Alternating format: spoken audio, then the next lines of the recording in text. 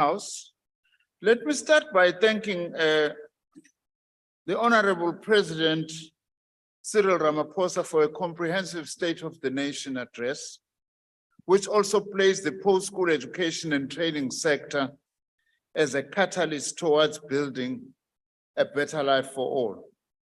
As contained in the speech, government remains resolute in expanding the post-school education and training system, supported by careful and systematic enrollment planning, whose objective is to increase the participation rates of our youth, especially Black youth and women, and ensuring optimal alignment with broader skills needs of our economy. The challenge for my department in this coming financial year is to develop a concrete plan to significantly change the size and shape of our post-school education and training system and address the crying need to substantially expand the college sector in line with our National Development Plan targets. This will go a long way in expanding access to youth, whilst at the same time relieving pressure on our universities. Therefore, the beginning of each academic year must be seen as a further milestone in our journey of opening access to quality post-school education and training. Technological advances, as well as our own contribution to innovation, require an increasingly more educated population able to effectively participate in modern society. The next issue that I would like now to address is registration and commencement of the 2023 academic year. Honorable members, in this current academic year, we have implemented new monitoring tools and strategies to lay the foundation for a successful academic year and overcome the traditional bottlenecks that normally affect our post-school education and training system at this time. We have deployed our departmental officials across all our institutions to ascertain whether the registration processes at institutions are proceeding as planned and assist institutions where required with advice and guidance. To further enable access to all our institutions, we have opened our central applications clearinghouse as early as the 27th of January, and it will close on the 31st of March to assist students to access the courses and programs of their choice in our system. These interventions have greatly helped to reduce traditional bottlenecks in different parts of the systems that are normally associated with admissions, registration, student financial aid, and accommodation. We are also well aware, Honorable Chairperson and Honorable Members, of all specific hotspots and are working closely on the ground with our institutions to resolve these underlying issues.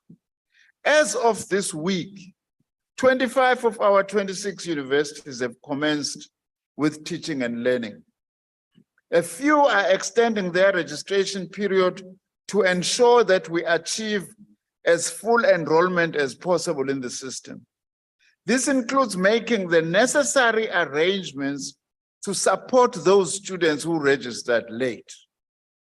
Our TVET colleges started their academic and training program on the 23rd of January 2023. Our community colleges began their academic year in line with the Department of Basic Education calendar in January.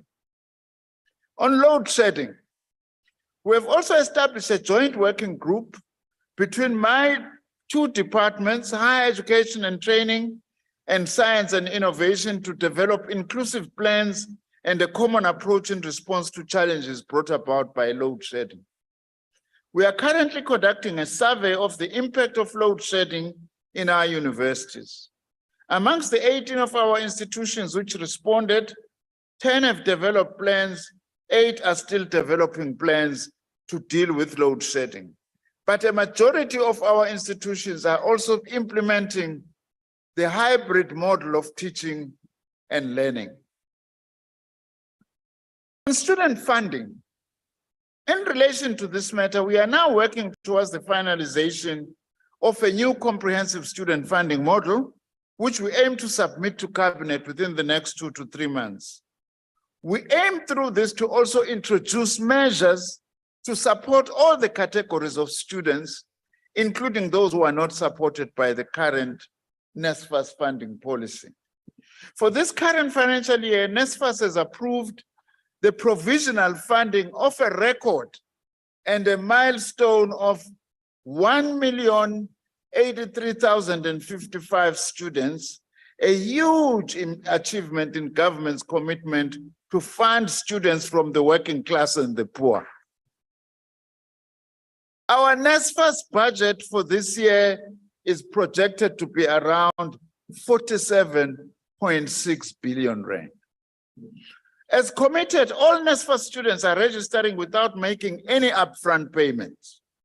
Unlike last year, NSFAS has this year made upfront payments to universities and colleges to ensure that they register all NSFAS students and for student allowances to be paid. In the next week, my department will be meeting with all university registrars to attend to all matters relating to concerns raised by students and parents on the delays in the provision of information in order to facilitate registration by NSFAS beneficiaries. We will attend to all matters so as to ensure that NSFAS beneficiaries are not disadvantaged or excluded. In order to improve student access to their allowances, NSFAS has also introduced a NSFAS bank account to ensure that beneficiaries are paid directly on time without any intermediaries. NSFAS has also enabled a direct payment platform and student accommodation platform to address challenges previously experienced that had a huge impact on student well-being. In order to manage the unregulated increasing costs for student accommodation, NSFAS has introduced a 45,000 Rand per annum cap on student accommodation. NSFAS introduced this cap to manage profiteering and price collusion by private providers of accommodation. Currently, there is a challenge that we are aware of private and institutional accommodation that are above the 45,000 Rand cap. NSFAS is working with the affected institutions and is fast tracking the accreditation of the affected areas. Honorable Chair and honorable members, we must recognize that our post-school education and training system or sector is a microcosm of our great society. This is clearly demonstrated in the manifestation and in many instances of reproduction of social pathologies on our campuses, such as rape and violence against women and the challenges of mental illness. This is the reason that we are amongst the leading departments on our campuses, such as Honourable Minister, our apologies for that interruption. It's once again on the platform. Can we just ensure, John, that we disconnect those members that inadvertently switch on their microphones and disrupt and disturb proceedings? And I ask the whips of the parties also to keep an eye and stay in touch with those members. Thank you. Can I continue? Please proceed. Thanks very much, Honorable Chair. I was saying this is the reason why we are amongst the leading departments that have introduced a policy framework on fighting gender-based violence, including guidelines, protocols, and infrastructure on how to respond to this pandemic. This year, I will be convening a national summit and dialogue with our main leaders in our system to address the issues of gender inequality, women's emancipation, toxic masculinity, patriarchy. Through this initiative, we want to find ways to build our next generation of young men and boys to actively champion gender equality and women's emancipation. The battle for gender equality and women's emancipation, including the fight against GBVF, will not be won unless boys and men are mobilized behind these efforts. Honorable Chair and honorable members, in keeping with the President's 2022 State of the Nation address and in support of the Economic Recovery and Reconstruction Program, our skills development system have increased learners placed in work-based learning programs from 78,317 in 2020-2021 to 207,000 in 2022-2023. The President has announced that we are going to be placing 10,000 TVET college students who are unemployed over the current financial year. We have already placed 10,616. We are also expanding access in our system by expanding infrastructure. TVET colleges, we have spent over 2.8 billion rands in the development and refurbishment of 16 new TVET campuses that will enable expansion of the TVET system over the medium term. I'm glad to say that in this regard, we've completed 10 campuses. Tabazimbi, Umzimkulu, Grafrinet, Nongoma, Aliwal North, Kotragazi, Ngungushe, and Bambanani. And we've got 3 new campuses that will specifically also be opening this year in Greytown, Sterspruit, and Balfour in Mpumalanga. On university infrastructure, for the MTEF period of 2022-2023, we've invested 7.5 billion in infrastructure projects across the 26 universities. Also, I'm pleased to say that working together with the Tshwane University of Technology as project manager, we have now begun the process to establish a university campus in Giyani in Limpopo. We've also made progress in our plans to expand and relocate the University of Zululand teacher training facility to the former KwaZulu-Natal Legislature Precinct, Ulundi. We've also completed the construction of the Sikukuni Skills Development Center to the value of 146.9 million rands through our wholesale and retail sector in collaboration with the Sikukuni TVET colleges. We are also pleased to say that when we took over, when we created this Department of Higher Education and Training in 2009, there was only one trade test center for artisans in Olifantsfontein. I'm very pleased to say now we have 35 trade test centers that are located in our TVET colleges. We have also now established entrepreneurship hubs at TVET colleges in order to support students to move into self-employment after completion of their programs. And this will help us to be able to attract students to our TVET colleges. On community colleges, we've also made available 200 million rand to our community colleges through the National Skills Fund for the implementation of skills, occupational, and non-formal programs, which started in 2023. In other words, we've changed our adult education centers into community colleges.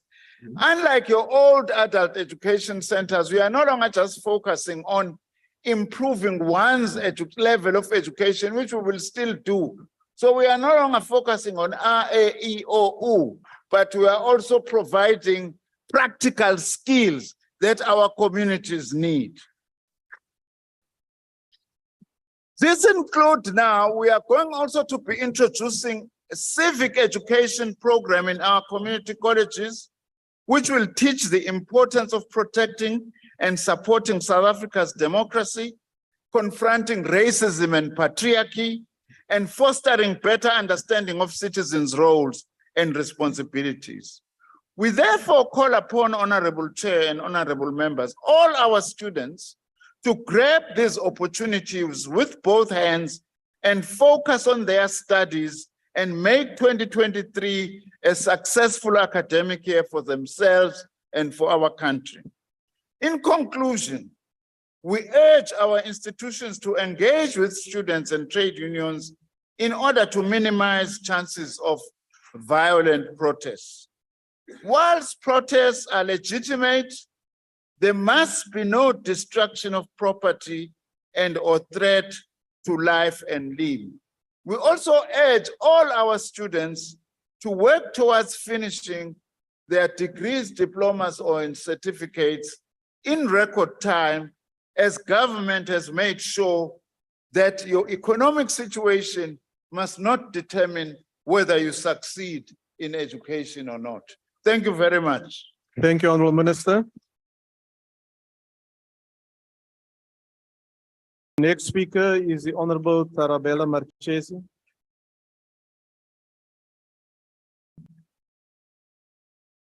Thank you, Chairperson. Honorable Chair, South Africans have been inundated by pictures and media feeds showing students at the University of Pretoria staging sleep-ins outside their residences over the nsfas cap accommodation allowance of 4,500. As a Democratic Alliance, we don't support this capping because it will essentially exclude NSFAS-funded students and the missing middle, because the universities in metros and private accommodation service providers within these metros will not support the 4,500 rand cap. And therefore, the shortfall, unfortunately, will have to be paid by the students. At the same time, we don't support criminal acts of collusion. However, we have to agree that the cost per square in metros differs substantially than in smaller provinces. In fact, the 4,500 includes the cost of electricity, water, services, furniture, the upkeep of property, unkept internet, safety, and security. And so, which are all necessary and should be included within all the residents. And if a student decides to go and look for an apartment, those services will not be available and not at that cost. And that is where we fundamentally disagree with the ANC. What NSFAS needs to do is to ensure that private accommodation service providers comply with their set regulation and the services that have been listed, which have just listed, including the 8 square meter per student listed within the provision of the regulation of NSFAS, and therefore make sure that those properties are being accredited. These regulations, Minister, they also have to be abided to by all residences within the institution in order to avoid what we saw during our oversight at Electoral College, where the residents are living in an inhumane, appalling residence which should not be utilized until proper maintenance is conducted. And I would urge you, Minister, to close that residence. And also, the other issue that I would like to highlight is the brewing situation at the University of Free State, Honorable Chair. You see, when the government decided to apply free education, it resulted in a substantial increase in number of students registering for higher education. However, municipalities like Mangaung municipality did not follow through to provide needed bulk services to cater for these increases. Subsequently, to ensure that the bylaws are enforced. In fact, this has resulted into illegal buildings built by service providers without following the bylaws, and has led to an unsanitary environment within the area, resulting into a very acrimonious relationship between the residents and the service providers. So I would urge you, the Minister, to have engagement with the role players within that university, including the Mangaung municipality, to mend those relationships. It is an issue, Minister. I see you think that I shouldn't bring it up. Honorable Chair, we've also seen how the VC of UCT was given a golden handshake of 12 million, whilst the institution has the missing middle, whom are not funded. As a committee, we're under the impression that an investigation is underway which will emanate into a report. However, a quick decision was made leading to a payout. And as a Democratic Alliance, we believe that we need to be brought into confidence, and also as a committee on the reason of the outcome and how will the institutions of learning going forward will be assisted to deal with such situation. Chairperson, the preparation of institution of higher learning for the academic year is of essence. It sets the tone of the institution for the particular year and also the start of a new phase for a young student who for the first time leaves their home and their parents to embark on a new journey, which is known to be a daunting process. The fact that NSFAS has not gotten its act together to allow the process to run smoothly is concerning. And this was evident during our oversight. The period of disjuncture between the student registration and approval of NSFAS funding is a matter that was raised by all institutions throughout our oversight. This process must be aligned. NSFAS late submission of approved student list delays the process of registration, leading to students arriving and ending up stranded. And that is why when we went to the Durban University of Technology, I had a quick chat with one of the students by the name of Tando, who says she has been there a couple of times to check if the list has arrived from NSFAS. And that included long distance travel together with her mother. This does not mean that we should, the University of Zululand was also the only university with an exception in dealing with this. Dealing with the student list and delays of the process of registration leading to students arriving at ending up stranded. The University of Zululand was the only exception in dealing with this. The VC takes a proactive approach, which allows provision for funded students. They don't wait to receive the list of funds from NSFAS. They use their university funds to smoothen the financial needs of the students so that they can register and access accommodation and meals. I find this to be remarkably innovative and should be implemented by all institutions of learning. Honorable Chair, the other issue that was brought to our attention was the issue of load shedding during our visit and oversight. Load shedding has placed financial pressure on the operational budget of all institutions of learning in this country.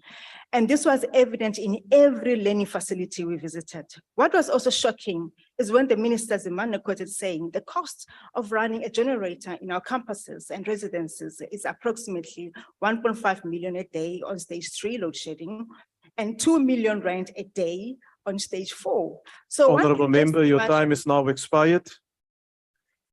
Okay, thank you. Thank you. EFF.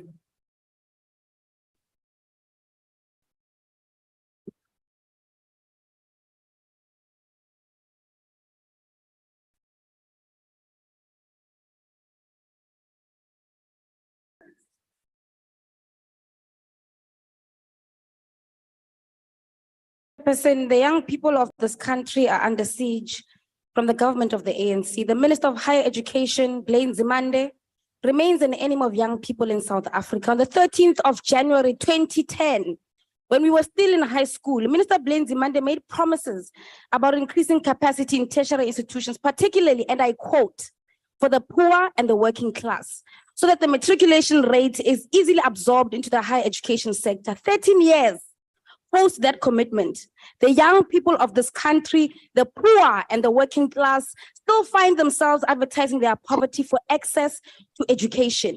Hundreds of thousands of talented and passionate 18-year-olds move from one university to the next, pleading for a space to study. Parents must know that there is a price tag of getting your children to tertiary under the ANC government. In the University of Limpopo, it costs 3,500 rand to get a table in a classroom. In the University of Johannesburg, it costs 4,000 rand. In Capricorn TVET, it costs 1,500 rand. In January 2012, Minister Blaine Zimande told the class of 2012 that they shouldn't panic about the prospects of their future because, and I quote, there are various opportunities available for you as you leave the schooling system. More than half of the 2012 cohort spent that year sitting at home and subsequently surrendered their lives to cocaine, nyaupe, and a life of crime. On the 13th of May 2015, Minister Blaine Zimande committed to prioritizing transformation. His commitments, once again, amounted to nothing as a black boy's books and laptop was urinated on at Stellenbosch University in 2022, and black women in academia still are bullied into resigning as lecturers and vice chancellors because the real supervisors of our country are unhappy with how we dress and our blackness. Minister Blaine Zimande, when will you realize that your commitments have delivered nothing to the poorest and the most dejected? How many more young people should wither away to ecstasy and meth for you to realize the cost of your leadership? How many more students would you like to see sleeping outside of the University of Pretoria and UKZN for you to recognize their plight? How many more years will you need to keep coming in this house to promise us possibilities that don't exist? How many more fly-by-night colleges? How many more financial exclusions? How many more dropouts? How many more matriculants sitting at home will it take for you to admit that free decolonized education is the only way out with immediate effect? Minister Blaine Zimande, incentivize innovation in agriculture and animal husbandry, healthcare and pharmaceuticals, energy, transport, aerospace and drones, biotechnology, industrialization, manufacturing, robotics, artificial intelligence, and big data. Invest in qualitative and quantitative expansion of higher education institutions, TVETs, SMME mentorship, and other vocational training programs. Provide free accommodation for students and quadruple the number of accommodation rooms available by the end of 2023. Synchronize the goals and needs of the economy with the number of places available at each institution of higher learning. Align skills to industrial sectors. Introduce a new scholarship system that will provide educational and training opportunities to South African youth studying outside of the country. Establish satellite campuses at various universities, one being the University of Limpopo School of Physical and Mineral Sciences in Phalaborwa, which will focus primarily on mining and mineral beneficiation. The EFF consistently delivers to your table workable solutions to resolve the crisis of higher education that we have in this country. This precisely because it is a crime against humanity that young people in this country sit at home and succumb to drugs and depression, whilst the best you can bring to this house, to this table, is mere dialogues that you should have had in the year 2009 when you first became the Minister of Higher Education. Thank you, Chairperson. Thank you, Honourable Member. The next speaker is the Honourable Zondo.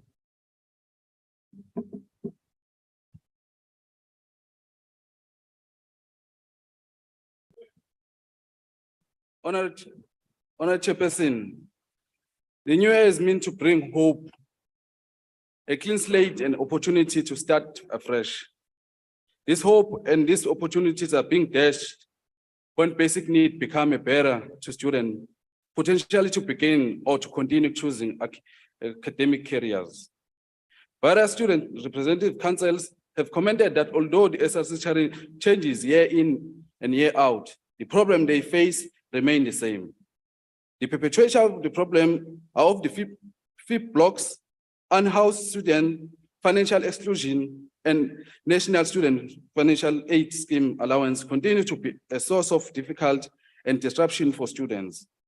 As a last resort, students are encouraged by their student representative council to shut down campuses, block entrances, and suspend academic activity in protest against these issues above. We've seen the report relating to students in Mfolozi College at Esikhaweni campus in KwaZulu-Natal, protesting to do the similar issues. However, we've had a state of readiness oversight visit at this same institution. Management portrayed and made us believe that they were ready, equipped, and ready for academic year. But as soon as we leave the gate, the school vehicle was bent down as the protest began.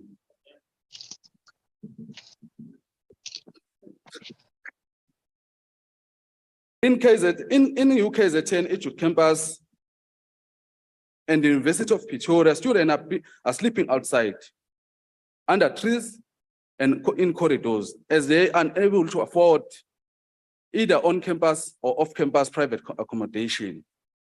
Student accommodation is reported average around 6,000 now. Students are calling for nsfas to increase their allowances funding from 45,000 per annum to match the higher rental cost of 60,000 per annum. Protests relating to financial aid and academic exclusion have spread across the Western Cape and Eastern Cape. and troubled many other tertiary education institutions across the country. Students are unable to secure payment for traveling and accommodation from their national funding scheme. This reality is that the student accommodation average of 6,000 a month and a vulnerable poor and working class are unable to top up their nsfas funding, and the people cannot afford this. I'm glad that the minister has acknowledged this challenge of residential price hike, and I also wish to know how long can we expect the solution on these matters in terms of topping up the funding of accommodation. Student protests are the last result. They bring to the forefront the president struggling, and they need for help, and a need for solution focused, pragmatic and intervention. Overall, how ready are we for the academic year remains irrelevant for those students who have not yet been able to enter their classrooms. Week into the start of academic year, actually, we're not ready for all of this. Please intervene, Minister. Thank you. Thank you, Honourable Member. The next speaker is the Honourable Boshoff. Honourable Chair, I request the privilege of being invisible due to connection. Then I will proceed. The state of readiness of the South African post-school education and training sector is a perpetual mixed basket. In the first place, universities tend to run smoother than TVET colleges. Then some TVET colleges and universities run smoother than others. Despite all the negative consequences of the COVID-related lockdown, it brought the advantage of wider adoption of online actions. Therefore, no university and only a small number of TVET colleges found the need to entertain walk-in registrations. The stability value of not having hundreds or even thousands of students gathering in long queues, which can later on not be recognized as such, should be appreciated, especially when a number of those frustrated students only reach the front to learn that they do not qualify for whatever they want to study. Another aspect which does not facilitate readiness is the short time between receiving final matric results and the beginning of the academic year. What needs to happen between those dates is finalization of nsfas eligibility and reaching of minimum requirements for the selected qualification for a few 100,000 students. This is an urgent matter to be discussed between the departments of higher education and basic education. If it is not realistic to expect matric results to be available sooner, maybe it should be considered to let the post-school education year run from July to June. The Portfolio Committee for Higher Education, Science and Innovation visited CET colleges, TVET colleges and universities in KZN, Limpopo and Mpumalanga to observe the state of readiness in at least a sample of the institutions for ourselves. It turned out that we investigate many more things about each institution than just its readiness. But even with that, we found interesting results. On some campuses, work still had to be done, while others were evidently more than ready. In this regard, without presenting a travel journal, I would like to mention the Wembe TVET College, where we visit the Makwerele campus just outside Thohoyandou.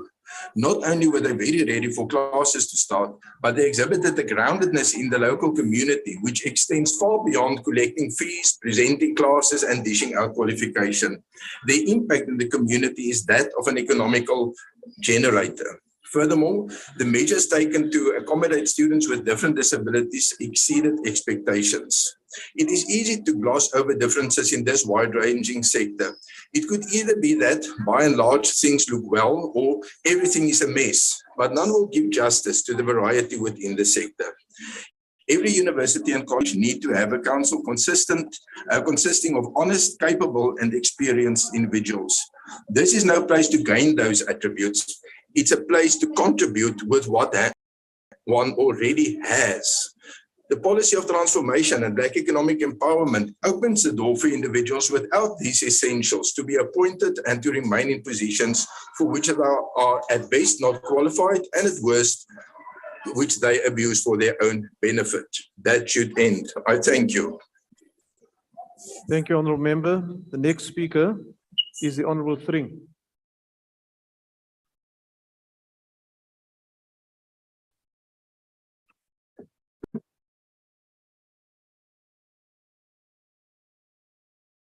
Honorable House Chairperson, the ACDP once again wishes to congratulate our 2022 matriculation class on the 80.1% national matric pass rate.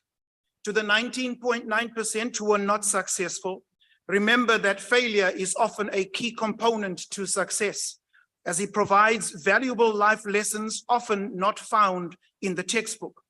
Learn from those mistakes and grow. It is the beginning of a new chapter, not the end. The ACDP notes the improved 2023 enrollments in universities to over 1,112,000 and a total TVET enrollments to 556,415. However, with more than 700,000 learners having obtained their matric qualification, hence qualifying to further their studies, our tertiary institutions do not have the capacity to accommodate all of the applicants. The ACDP agrees with the South African Union of Students, who argue that the lack of capacity will add more than 500,000 youth to the 3.5 million young people not in employment, education, and training. This, Minister, is a dereliction of duty and responsibility and is a failure to the cause of our students, particularly the indigent amongst us. Honorable House Chair, gender-based violence and femicide in higher education institutions must be condemned and fought against with everything that we have. We must never forget the brutal murders of Nosicelo Mtebeni, Uyinene, Precious Ramabulana, and Jesse Hess, and the many others who have succumbed to GBVF.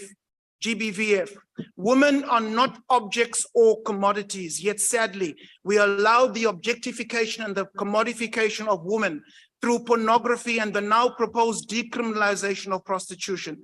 Our failure to admit causation and correlation factors of pornography and prostitution only serves to compound, exacerbate, and add fuel to the fire of gender-based violence and femicide in South Africa.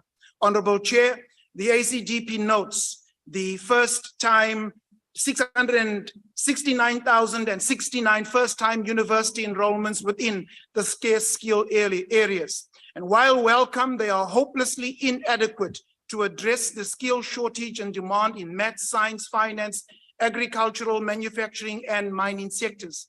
It is scandalous and shameful that European and Asian primary and high school students whose countries do not have the minerals that we do are taught mining and robotics, for example, while many of our students are labeling locusts.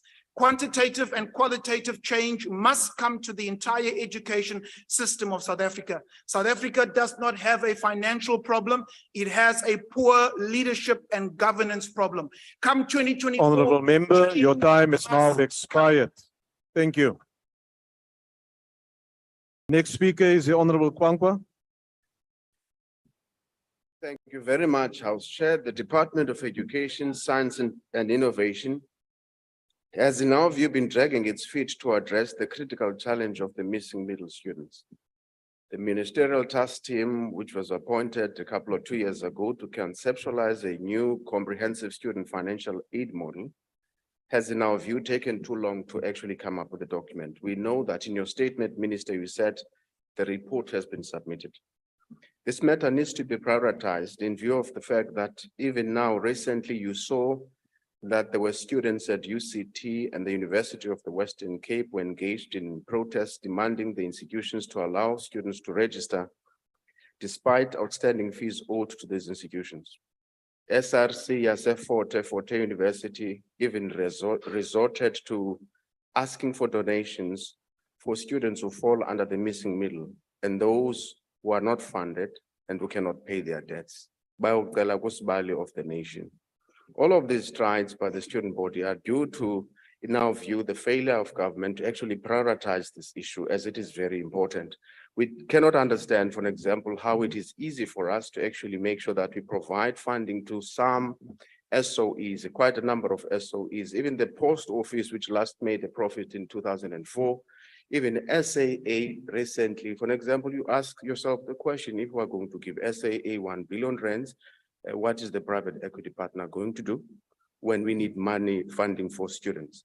The other issue for us, which is very important, is that the when it comes to gender-based violence, it's important that universities or institutions of higher learning are compelled to establish these GBV policies and to implement the awareness campaigns and programs that Minister you spoke about, especially when we're citing that a huge number, which is 10% of rape cases reported nationally, stem from higher education institutions, despite the existence of the policy framework to address GBV, which was established, I think, in July 2020. This is a challenge we need to address. The second issue has to do with around the civic education. We don't think good land of my big community colleges kuphela. If only Zanzi Africa won't in the entire education system, as long as ningazukata abantu bethu brainwash, niti ANC is the best thing that has ever happened to this country since sliced bread. The other issue which is important, which we must talk about, abafundi aba mabaye kunxileza allowances zinikelwe ukuthi mabakhe sidikiwe ukuthi xa siya kwama-Fort Beaufort nakwezinye indawo simane sitsalwa ngekona kuba bafuna ubhatale using their vouchers bathathe le mali boyisela. Nabazali bane-responsibility to make sure that doesn't happen kuba ngabo abavumelayo abafundi benze le nto. We need to be very strict insofar as this matter is concerned. Kwi-load shedding, ayike minister, kwaba basezilalini kunzima mpela kuba bayakwazi ungabi nambane for 3 days or network for a week. Honorable member, due to this particular your time is challenge. Thank you. expired. Thank you. The ATM. Good. The AIC, Honorable Jafta. Thank you, Honorable Chairperson. As the Department of Higher Education and Training prepares itself for this year's academic year, we must be mindful of the persistent challenges of academic exclusion at our universities. We note the efforts of the National Student Financial Aid Scheme in opening its doors to as many children as possible. We also commend the role of the minister in putting great emphasis on vocational training. It is our task. It is our task. Honorable Jafta. Honorable Mashego on the platform. Can you disconnect that member, please? Can the ICT just disconnect the member? Honorable Jafta, you may now continue. Thank you, Chair. It is our task as emerging society to open the frontiers of learning to all students, Black and white, united in our collective vision to achieve a non-racial, non-sexist democratic South Africa. Our considered view is that more students should take up opportunities in the TVET space and acquire vocational training skills. Our economy is in dire need of artisans, boilermakers, and engineers. The emphasis on vocational training by Minister Nzimande is welcome. The work that is being performed by the Deputy Minister, Honorable Manamela, is also exceptional. Indeed, the communist resiliency has not come down the curtain in South Africa. Of equal importance, Honorable Chair, is the role university councils continue to play in ensuring higher education quality output. We commend the work of different vice chancellors, such as Professor Buhlungu from the University of Fort Hare, for outstanding leadership. I thank you. Thank you, Honorable Chair. Thank you, Honorable Member. I've asked for the ICT to disconnect the Honorable Mashego. May I also ask the duty works to liaise with that member so that he can pay attention or get off the system, please. Cope. Order. Order. Is there a speaker from Cope? EAC. The Honorable Hendricks. Thank you very much, Honorable House Chair. Honorable House Chair, I'm sure that you will remember that in 2017, the African National Congress declared that higher education should be free, and that soon after that, government adopted that as a policy. And it is nearly 6 years now, and we're having all the problems that Honorable House Chair you've heard about. In Western Cape, 4 institutions are struggling. Students who have qualified for national scholarships are still on the lawns and can't even get into the universities. So there are crises all over the country with regard to the readiness of colleges and universities. This is a crisis because education is very important. When there are problems with car accidents, murders, roads, floods, you find the ministers are on the ground trying to see how they can assist. Our Minister of Higher Education is nowhere to be found on any of these colleges. I would also like to ask the Minister if he can tell the nation that all these universities and colleges are ready to give all students who qualify their first lessons. That is certainly not the case. Also, Al Jamaat is appointed that the syllabus hasn't been sorted out at institutions of higher learning. Decolonization of the curriculum has still not taken place and it's still Eurocentric. Lastly, Honorable Chair, we know about transformation is important at universities, and Al Jamaat is very disappointed at the removal of the Vice Chancellor at the University of Cape Town, the first Black woman to be Vice Chancellor, because she's not going the line of the white management. I remember this happened when Dr. Atima Feji in the 60s was appointed as a senior lecturer in sociology, and white management got him removed as well. Again, the minister is not at UCT. He should have been at UCT to give leadership. And the minister must start using his teeth. He can't be toothless, Honorable House Chair. We have Al Jamaat very disappointed that our universities and colleges are not ready to give their first lessons. Thank you very much. Thank you, Honourable Member. The next speaker is the Honourable Sheikh Imam. Thank you, House Chairperson. Honourable Minister, the problem we have is that we have created an expectation. And together with expectation comes demands.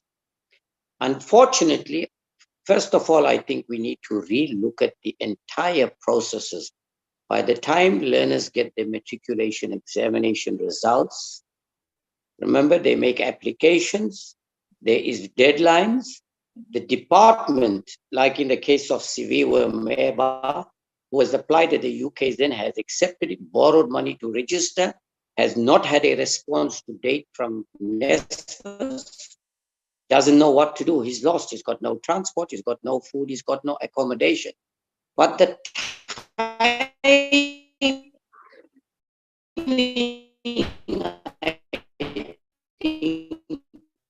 Honourable Sheikh Imam, your connection is very poor. We cannot hear what you say. Between the time has been done and of course when the first term starts. But I think Minister, sorry, can you not hear me, sir? Please proceed. Chair? Please proceed, Honourable Member. I think you must switch off your video so that we can hear you. We know it's you. Okay, thank you. Thank you very much, Chairperson. Yeah. So like I'm saying, Minister, what one needs to do is look at the processes from the time the results are announced, matriculation results. Number two, applications, the deadlines, and more importantly, when the first term starts at universities. Like I said, Siviwe Meba, who has already borrowed money to register, has no money for transport, no money for accommodation, nothing. The other problem that we need to deal with is the high number of applications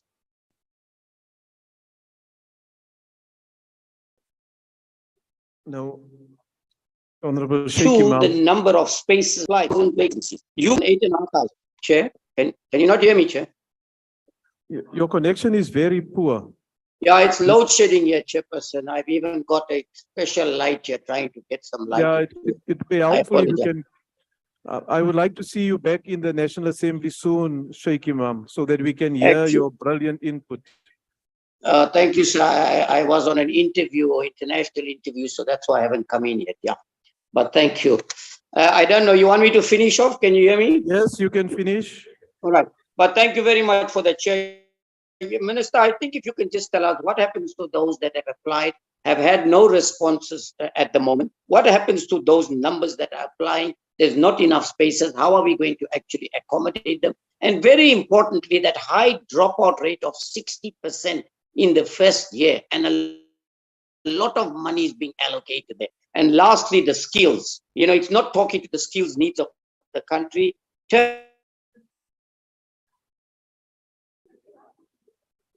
TVET colleges are talking and what avails they have. You know, they are introducing this particular curriculum, and we need to relook at that so that many of them that are qualified at TVET colleges have jobs. Otherwise, there's no purpose. I'll stop there. Thank you, Chair.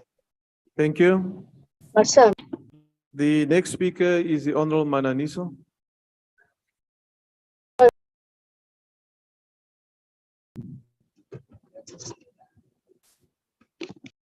Thank you, Chairperson.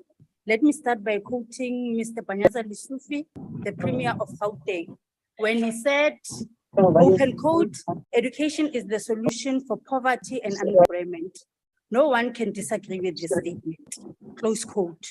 Indeed, education is an equalizer to address inequality, poverty, and unemployment. There is a need to expand access to education and training by ensuring adequate funding for TVET colleges, community education and training colleges and universities. To enable digital transformation, we must expand infrastructure, including all well-oiled communication information infrastructure. COVID-19 has shown us that we cannot do without digital platforms to enhance access to education. As the Portfolio Committee on Higher Education, Science and Innovation, we have been engaging the post-education training sector from 2022 on their preparation for the 2023 academic year. This will be good for those who are not actually attending the oversight. All sector stakeholders presented their challenges and plan to address them. We were assured that the department has consulted all stakeholders on the NSFAS bursary guidelines for the 2023 academic year to develop consensus as part of cooperative governance as they prepared for the new academic year. Let me state that we also had a 2-day working session with NSFAS to assess its state of readiness in focusing on its governance system, application system, and funding process. As the Portfolio Committee, this we call touch, test, and see. We were able to see the new application system for the 2023 life. We appreciate that funding challenges experienced in the previous year, which led to NSFAS inability to confirm student funding, were addressed. The scheme has secured sufficient funding for the current financial year. It has already provisionally funded over 1 million students. So it is important for members, when they say that provisionally funded, it means that you are funded. Yes, I'm very sure, very sure. It has already, the dreams of many students from poor and working class families will be realized. NSFAS is critical to ensure the country has adequate skills to support the economy and the plans announced by the President in his State of the Nation address. We concluded a 2 weeks oversight to KwaZulu-Natal, Limpopo, and Mpumalanga provinces to assess the state of readiness of our institutions, TVET colleges, CET colleges, and universities. All institutions were interacted with were ready to commence with the 2023 academic year. All the stakeholders from councils, executive management institutions forums, student representative councils, and organized labors confirmed that they have worked together to ensure a smooth start to the 2023 academic year. Despite the challenges reported, some of which were beyond the institutions, like the delays in the release of matric results, which impacted the registration processes of institutions.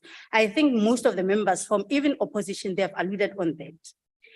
And the ability of NSFAS to confirm funded students, all systems were ready to go. We note the protest experience in some institutions concerning the capping of accommodation fees to 45,000 rand. Honorable members, some ventures intend to milk the state because they see NSFAS as a cash cow. They inflate accommodation prices beyond the rental costs within those areas. This is unacceptable. And we support the intention of NSFAS to approach the Competition Commission to investigate the collusion in this sector. This will be critical to ensure that the increased funding for higher education is used optimally to support as many students as possible. However, NSFAS must get its house to ensure all technical glitches are addressed timelessly. I hope they are listening where they are. We also plead with our communities to address water shortages that cause protests in some institutions. Councillors close to those institutions must play their part in ensuring that basic services by the municipality are accessed. Honorable Speaker, Honorable Chair, load shedding has interrupted academic activities and it continues to do so. Registration processes were affected by load shedding as students cannot access the institutional website to continue their registration. Purchasing generators and diesel is an added financial burden to institutions. We hope that a solution would be done soon as an intervention minister, be found to address the electricity crisis in the short term. Issues of safety and security, threats of our college principals, vice chancellors and senior management of universities is a major concern for the African National Congress.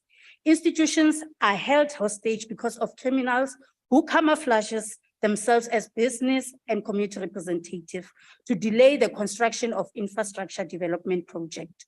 We pay our condolences to the family and the Walter Sisulu institution community due to the killing of the vice chancellor of the University of Fort Hare. We call upon law enforcement agencies to focus on these criminal syndicates in our higher education institution and ensure the safety of university leadership where threats exist. As a society, we should not tolerate such as they delay the development agenda of our country. Lastly, let me say those tasked with responsibility to lead must lead and ensure that everyone performs their duties within the remit of the law. We hope they will normalize an institutional culture principle of zero backlog on services. Minister Blade, this is for your collective.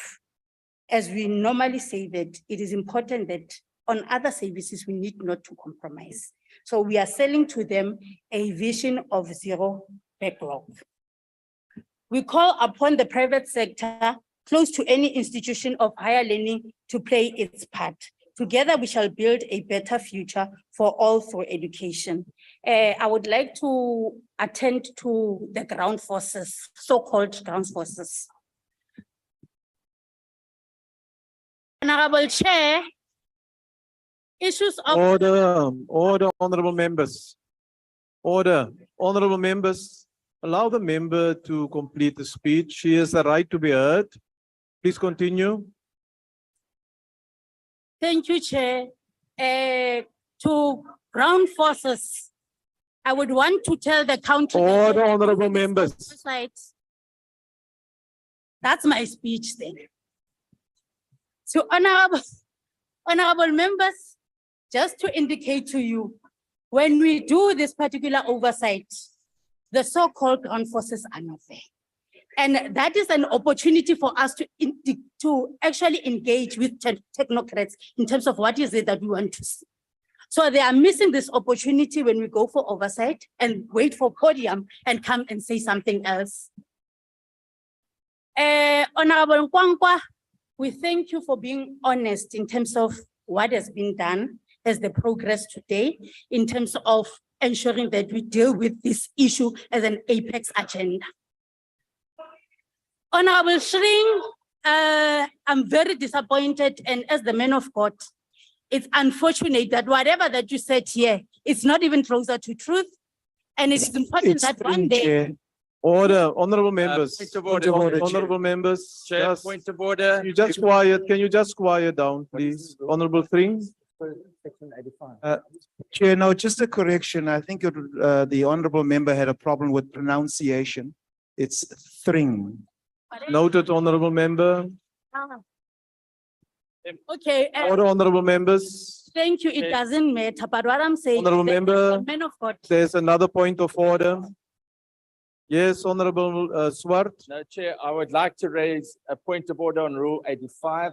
I believe the speaker cast aspersions on Pastor Wayne Thring and about him being a man of God. And I'd ask you to look at the record and rule in Chair, may I be protected? Order, honorable members, order, order. Honorable members, honorable members, just calm down. I would ask you, Honorable Chair, to look at the record and to determine whether aspersions were cast on the Honorable Thring. Thank you. I'll check the answer and then I will revert if necessary with a considered ruling. The Honorable Chabalala, you also have a point of order? Yes, Chair, but I was saying that's not a point of order. No, you're It's a not the point of presiding debate. officer, honorable member, please. He just No, said it is a honorable man member. of God. Honorable member, you are not the presiding officer. I've made a ruling and you are challenging the ruling now. You are out of order. Please continue, Honorable Mananiso. Okay, thank you, Chairperson. The honorable member, what I'm saying is that whatever that you said here is not even close to the truth. One day, I wish that you would deploy yourself to be with us when we do our oversight. And let me just say, he was misleading the country about what he said there.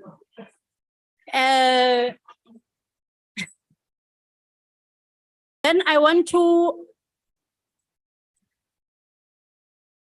Order, honorable members, order. Okay, let me say that as the ANC, we believe in constructive criticism.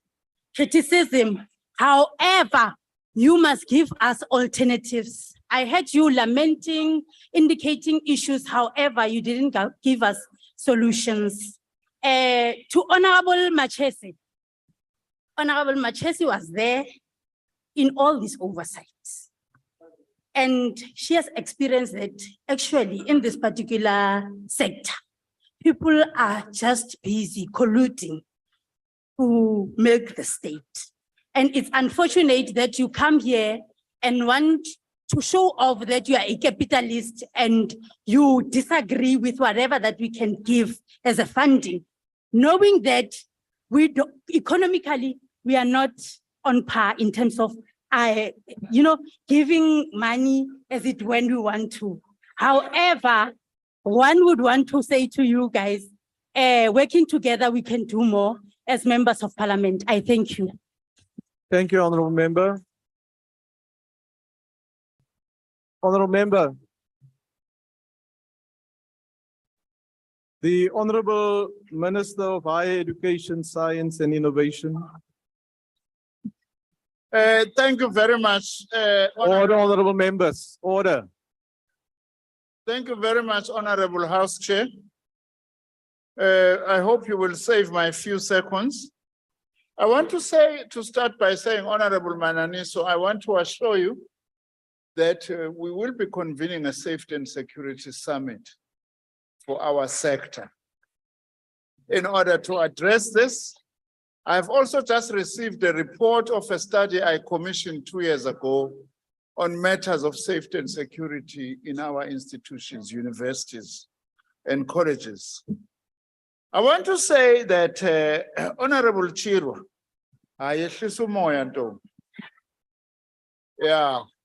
njengoba sewumama wekhaya nje sikubonge funa nomoya uthukwe. I know that in the EFF you hope to rise by being so angry such that we even lose what we are saying. That there is no free higher education for the working class and the poor. It's not true. When NSFAS started as TEFSA, in 1991, there were 7,000 students. This year, we are likely to hit 1 million NSFAS beneficiaries. And also, we want to say we are expanding. We may not be expanding access at the rate we want, but we are. Post-94, we've built 2 new universities. I also want to tell this House that we've also finished the feasibility study for a University of Science in Uruleni and for a University of Detective Services in Hammanskraal. And I will be presenting this to Cabinet. We also do want to say that all our institutions are going through extensive curriculum transformation, guided by the 4IR commission that the president had actually set up so that we are in line. Many of the things that we are, by the way, mentioning, robotics and all those things, we are doing them in many of our institutions. Surely we can't allow that some NSFAS students are paying 16,000 rand for accommodation per year.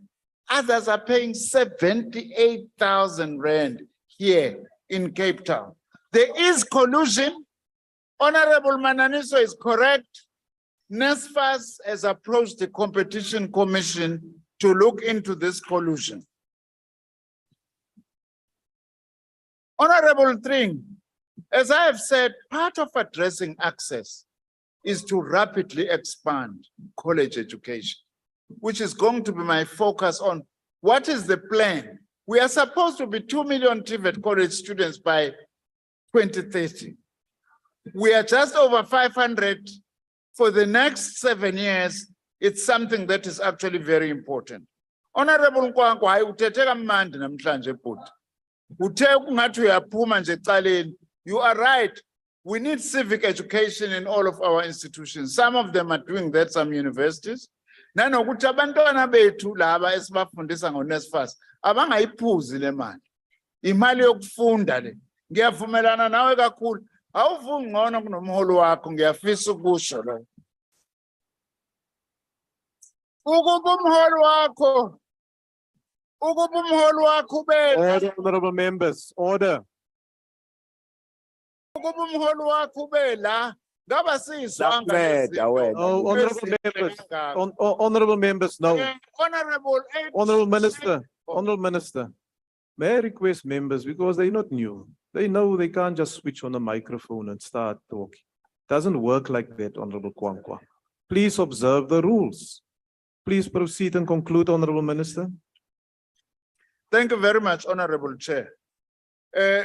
Thanks to AIC and Honorable Hendricks for recognizing the positive work that we are doing.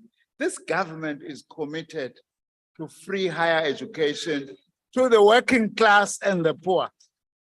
And we want also to say, by the way, Honorable Sheikh Imam, NSFAS has already processed more than 1 million applications. Some of the applications that are stuck is as a result of certain documents have not been provided. That is my visit to NSFAS that actually showed me this. Not that there are no challenges with NSFAS. I agree, Honorable Mananiso, those challenges must be addressed by NSFAS. I actually agree with you. This was then to say we're ready. Abafunda abantwana bethu uqaliwe manje kusetshenzwe senze isiqiniseko ukuthi nalabo kungakaze kube khona umuntu onejazi emlandweni womndeni balithole leli jazi labantwana bakithi. Siyabonga kakhulu. Thank you, Honorable Minister. Honorable members, that concludes the party responses to the statement. And the Secretary will read the first order. Consideration of Electoral Amendment Bill and of report of Portfolio Committee on Home Affairs on amendments proposed by the National Council of State Provinces. I now recognize the Honorable Chabane, who is the chairperson of the committee, and he will introduce the report. Thank you, House Chair and honorable members. We rise again to introduce this crucial bill, mindful of the obligation we have to the constitution of the Republic. The obligation that we shall always strive to build an inclusive, non-racial, non-sexist, democratic and prosperous South Africa. The Electoral Amendment Bill was passed by this National Assembly in the year 2022 and sent to the National Council of Provinces for concurrence. This is Section 75 bill that required the processing by the NCOP. Following its extensive process to consider the Electoral Amendment Bill, the NCOP proposed very critical amendment to the bill that was passed by this House. Some of the proposals that the NCOP made included an amendment to clause 3 of the bill to address the disparities between the new political parties and independent candidates. The NCOP reaffirmed the 20% threshold adopted by the House as required to the political parties not represented in National Assembly and provincial legislature, similar to the independent candidates intending to contest elections. However, after public submissions, deliberations, the committee considered to lower the threshold or requirement of signatures to 15%.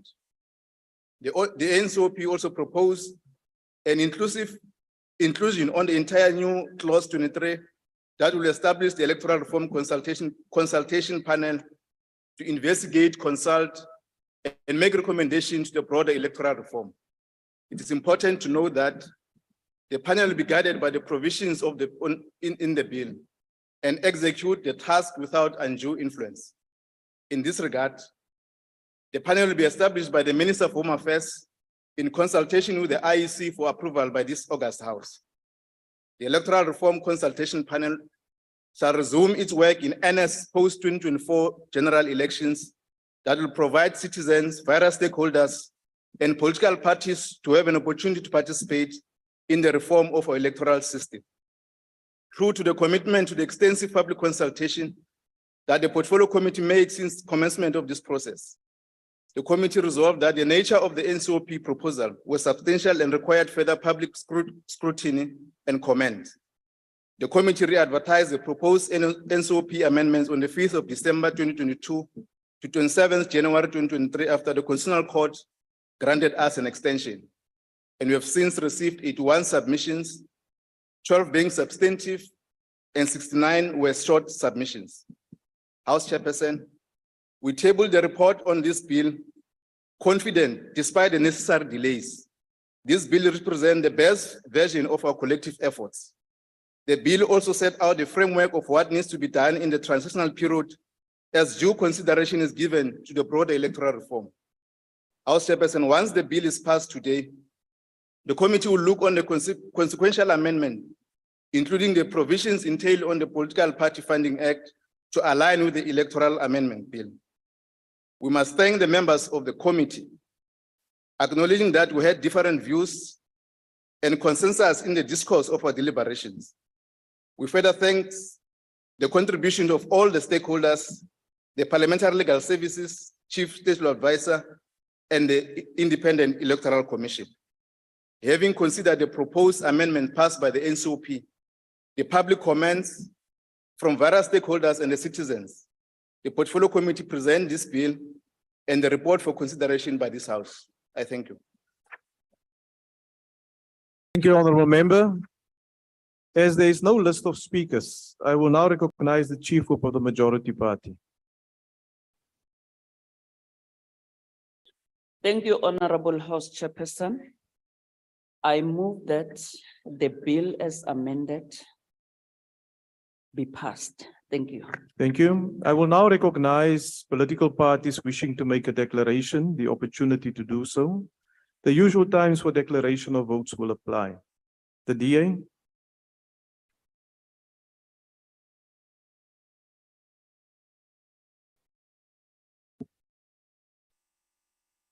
House Chair, the Electoral Amendment Bill was meant to implement the judgment of the New Nation Movement case.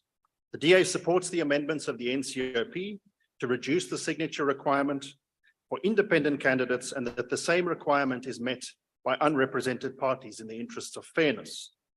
The DA furthermore supports the proposed public participation process to bring about long-awaited electoral reform in our country. But as we consider this bill, we must consider its glaring flaws. The bill was meant to facilitate the participation of independent candidates in national and provincial elections. Instead, it has become a completely irrational piece of legislation that is a cynical attempt to meet the requirements of the Constitutional Court and insults the electorate. But this is not my words.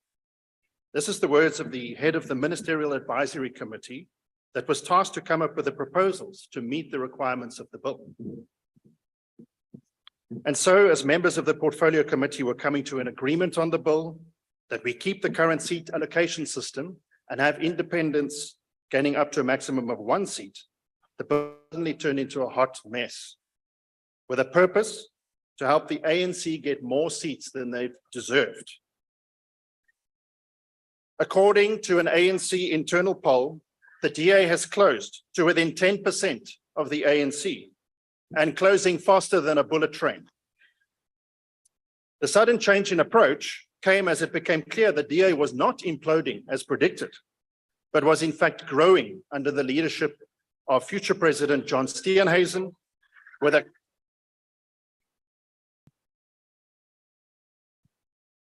Honorable members, order. Please proceed.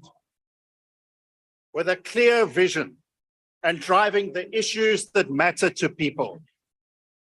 When the matter was discussed at the National Executive Committee not long ago, you have members of the NEC of the ANC saying, we must write the electoral law so that the ANC wins. Comrades cited examples to reinforce this point. How can the ANC design electoral policy so that it wins? Not my words, the words of Thabo Mbeki. So how is this goal of trying to ensure that the ANC wins being achieved in this bill? According to this bill, independents should not be able to stand on the national ballot, but instead should be able to stand on all the provincial ballots. But the total of those votes gained across all the different provinces cannot be added together. So why do it this way? Basically, in each province where an independent stands and doesn't get a seat, these wasted votes go into a trough. And because overall proportionality has now been removed, the ANC now scoops out the majority of the votes in that trough through a recalculation system. In this ingenious system, the ANC get the wasted votes of persons who didn't vote for them. Under this bill, wasted votes will be more costly. Order, than honorable ever members. before. Order. Honorable Abram. Honorable Abram. The member has the right to be heard. Please. Proceed, honorable member. So under this bill, wasted votes will be more costly than ever before, as the ANC will get the lion's share of them. In 2024, every single vote will count. This legislation fails on both grounds of fair participation for independent candidates, as well as general proportionality. Now, some say independence or a constituency system is the answer, but the real cry for the longest of times has been for accountability. And this legislation establishes yet another electoral reform consultation panel. But one thing you can count on is the ANC, to quote Kgalema Motlanthe, has no appetite for a system that creates accountability. Honorable member, will you just take your seat? Honorable member, why do you want to be recognized? Yes, Chair, I'm raising on a point. I want to, I'm not. No, I can't hear the honorable member. Yes, I want to ask if the member will take a question because it's irrelevant right now. No, honorable Would you take a member, question? are you prepared to take a question? No, Chairperson. Member is not prepared to take a question. Please proceed. So our electoral system is based on a transitional provision of the Constitution, whereby a new system was to be put in place in 1999.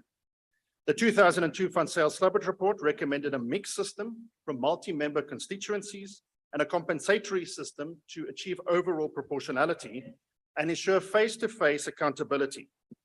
A 2009 independent panel assessment of Parliament, a 2017 high-level stakeholders forum, and a 2013 bill by the DA's James Self all called for such a system to strengthen accountability and improve Parliament's ability to exercise its oversight mandate. The bill was rejected by the ANC. And so the only way to hold this government accountable is through the ballot box. And you need to look at who has a record of accountability, where public representatives are held accountable and sanctioned when they fall short. And that party. Honorable member, your time has expired. Thank you. Check. Next question. EFF.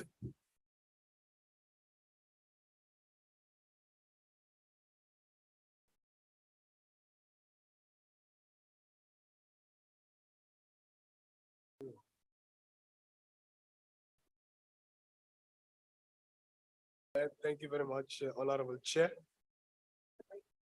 The economic freedom fighters support the Electoral Amendment Bill as tabled again today in Parliament. We also affirm that the procedures followed in passing the bill were transparent, fair, and straightforward. We do not think it was a mistake to have a multi-party form of democracy in this country. Collectives have better solutions than individuals. And organizations must still be at the center of social transformation and economic emancipation. But since the courts have pronounced that independent candidates must be allowed to contest, then so be it. The bill also does not address the question of gender representations in parliament. And this system will make things worse for women representation in general. It is men who have the money to contest for these seats, and thus this will further disenfranchise women and prevent their participation in the legislatures. We believe that the bill could have set an even higher threshold and put in more stringent measures to make it not easy for individuals to crowd the ballot paper. Therefore, the 15% threshold for names in support of an independent candidate is not sufficient in our view and should have been kept at 20,000. The IEC has failed to convince us that they will indeed be able to pick up fraudulent submissions of people's names. The verification process that will be followed by the IEC is only aimed at picking up people who are not registered to vote from the lists that are submitted by this independent candidate. But it will not be able to pick up people whose names have been fraudulently submitted without their permission. The bill should have made it unequivocally clear that an independent candidate who has submitted the name of a person fraudulently to the list of the names in support of their candidacy should be disqualified for life from contesting elections. While we have an obligation as lawmakers in this House to protect the constitutional rights of all citizens, we also have an obligation to ensure that our electoral systems is not abused by chance takers who have no meaningful support in their communities but want to run for public office.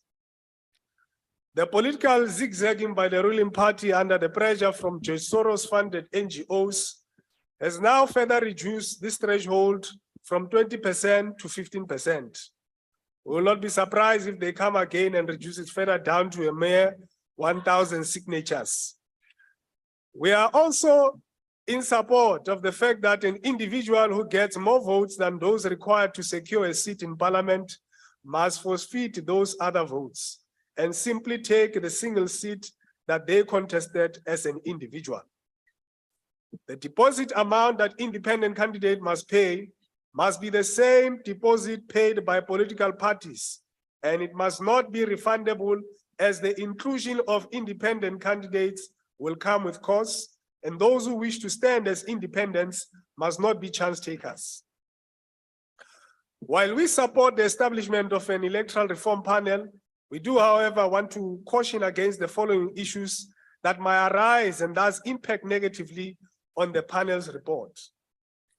A lack of diversity in terms of the people appointed to serve in the panel will mean that the panel may not represent a diverse range of political views, social backgrounds, and demographic groups, leading to a limited perspective on electoral reform. Honourable Member, your time is now expired. Thank you.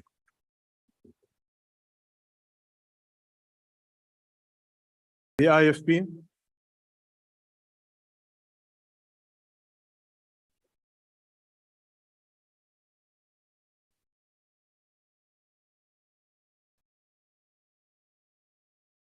Honorable House Chair,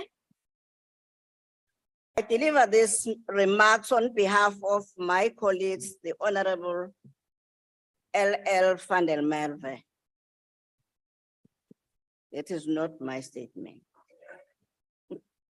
South Africa is in a deep crisis because of this painful reality.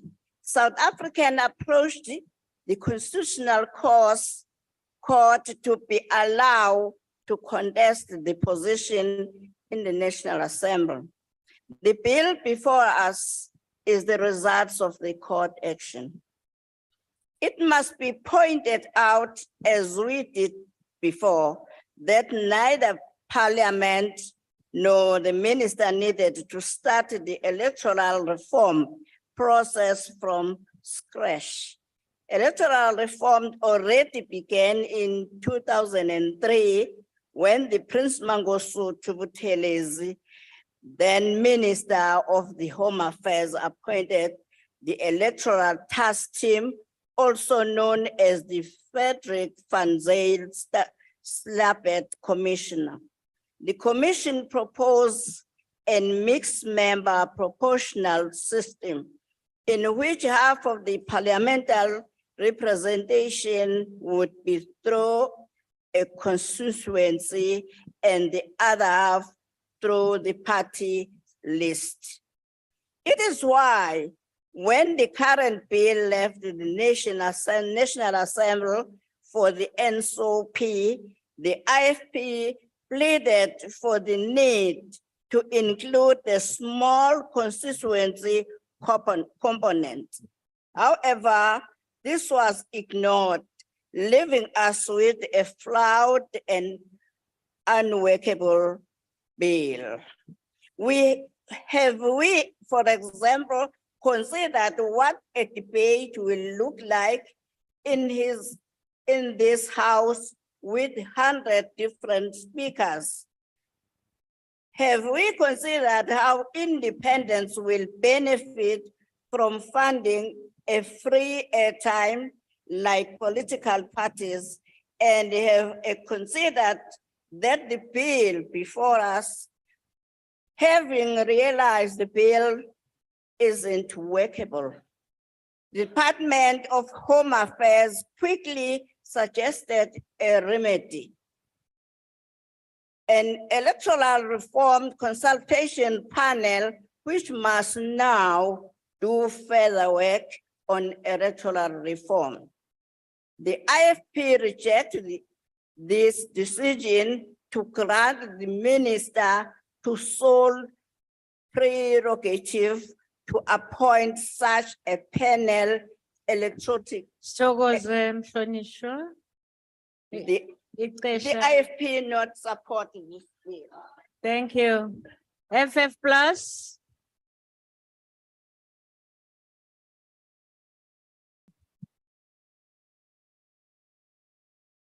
Thank you, Honorable House Chair. The latest extensions following two failures by Parliament to meet the original date of 10 June 2022 could have been avoided had Parliament prioritized its duties to ensure broad electoral reform by June 2022, as per Constitutional Court original instruction. As it often happens in South Africa, a golden opportunity for real reform has been lost through political interference. We now find ourselves at an impasse that is casting a shadow over the 2024 national elections for the following reasons. The Freedom Front Plus recognized the fact that the June 2022 Constitutional Court judgment in the New Nation Movement matter confronted Parliament with a real challenge. But to invent a system that does not exist anywhere in the world, and the Act as it stands to be amended does not protect the vote of equal value. Agbare voorsitter, ironies genoeg word die meeste swak diens en dienslewering ervaar in plaaslike regering waar daar juis 'n gemengde stelsel is tussen 'n kiesafdeling en proporsionaliteit. Wat eintlik moet gebeur is dat politieke partye verantwoordbaar gehou moet word en dat hulle lede wat nie hulle werk doen nie moet verwyder en dat die kieserspubliek nie moet stem vir 'n politieke party wat hulle val nie. Chair, although the Freedom Front Plus is in favor of a proportional voting system for South Africa, the Act as it stands will most probably be challenged once again in the Constitutional Court. The Freedom Front Plus therefore rejects the bill. Thank you, Chair. Thank you. ACDP.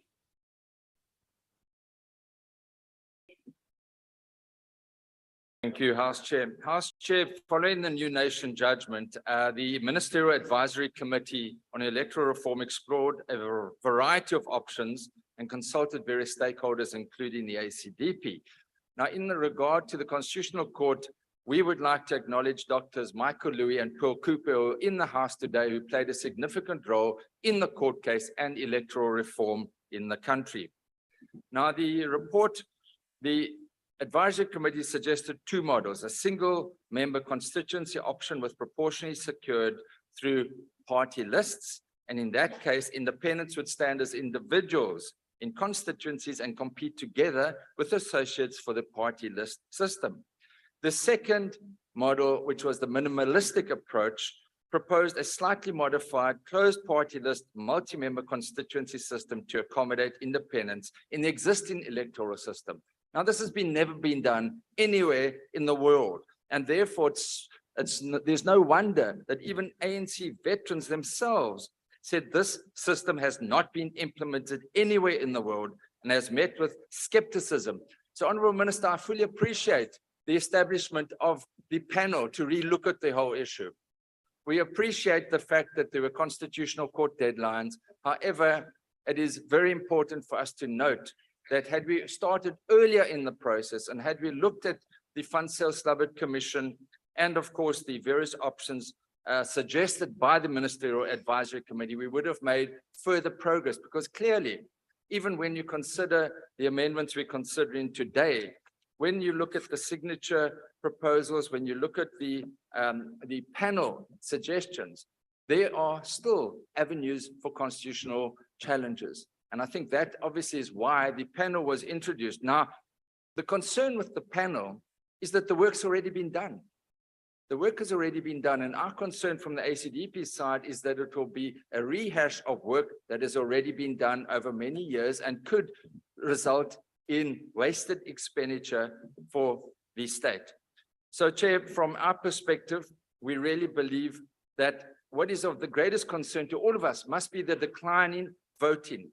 When you look at the youth, it's a matter of great concern. Less than half of all eligible South Africans cast a vote in the 2019 elections. Of the total of just over 40 million eligible voters in 2021 elections, more than 13 million did not even register. Surely, more meaningful electoral reform would have gone, the AC believes, a long way to address this worrying decline.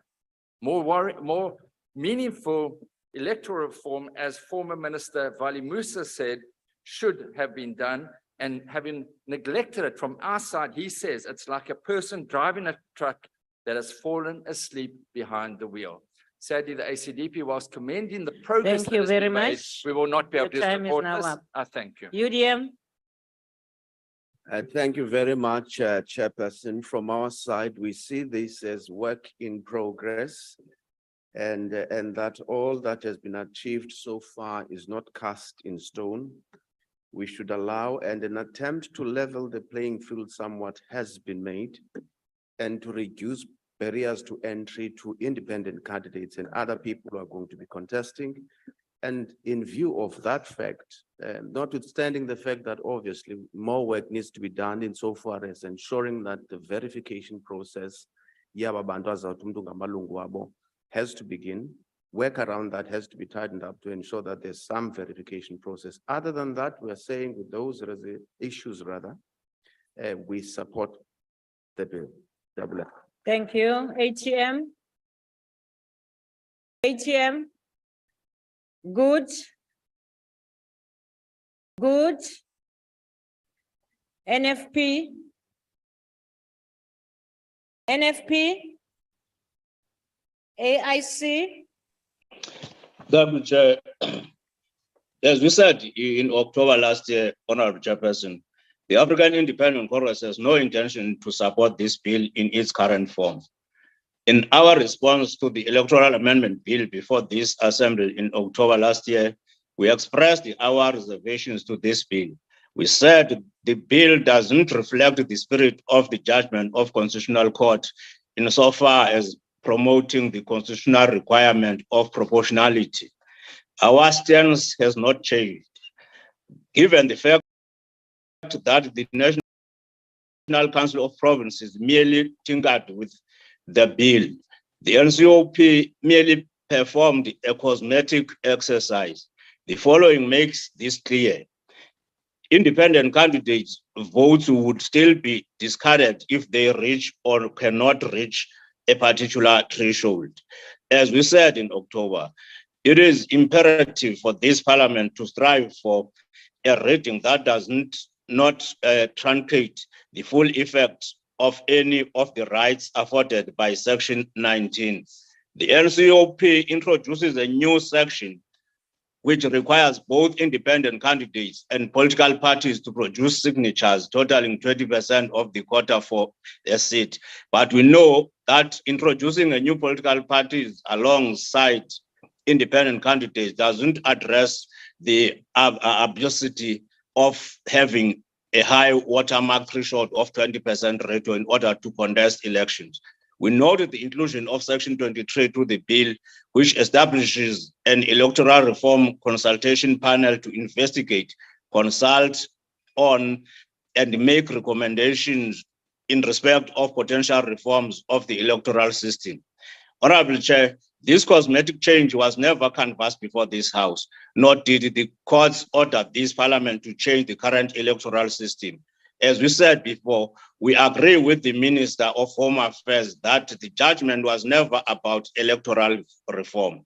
The established electoral reform consultation panel therefore contradicts both our understanding of the judgment and what the Minister himself said. As we said, and in closing, the real debate is whether the bill is in its current form will pass constitutional muster. The jury is still out there. That is why we will abstain on this particular vote. I thank you. Thank you, Honorable Jafta. Cope, PAC, Al-Jama.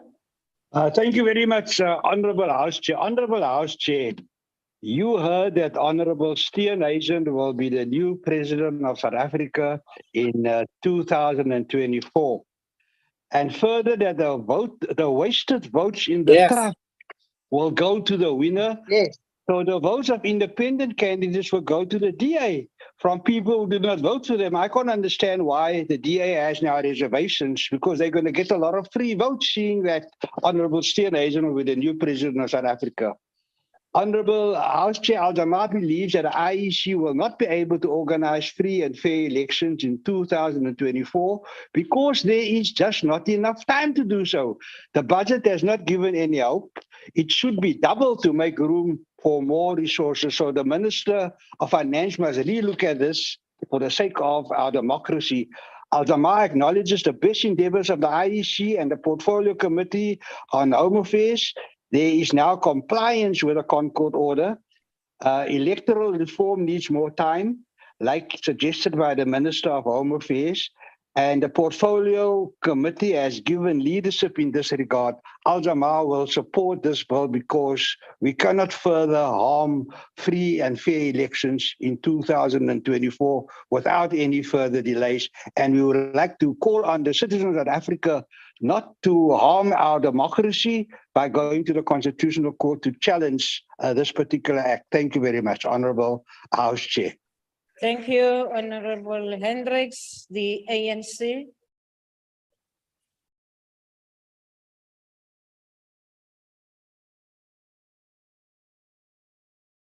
Thank you, House Chair. The DA was at pains when we were processing this bill, simply because they've chucked out many of their capable Black leaders out of their party. Now they are worried that the same individuals will come and contest their votes in their base.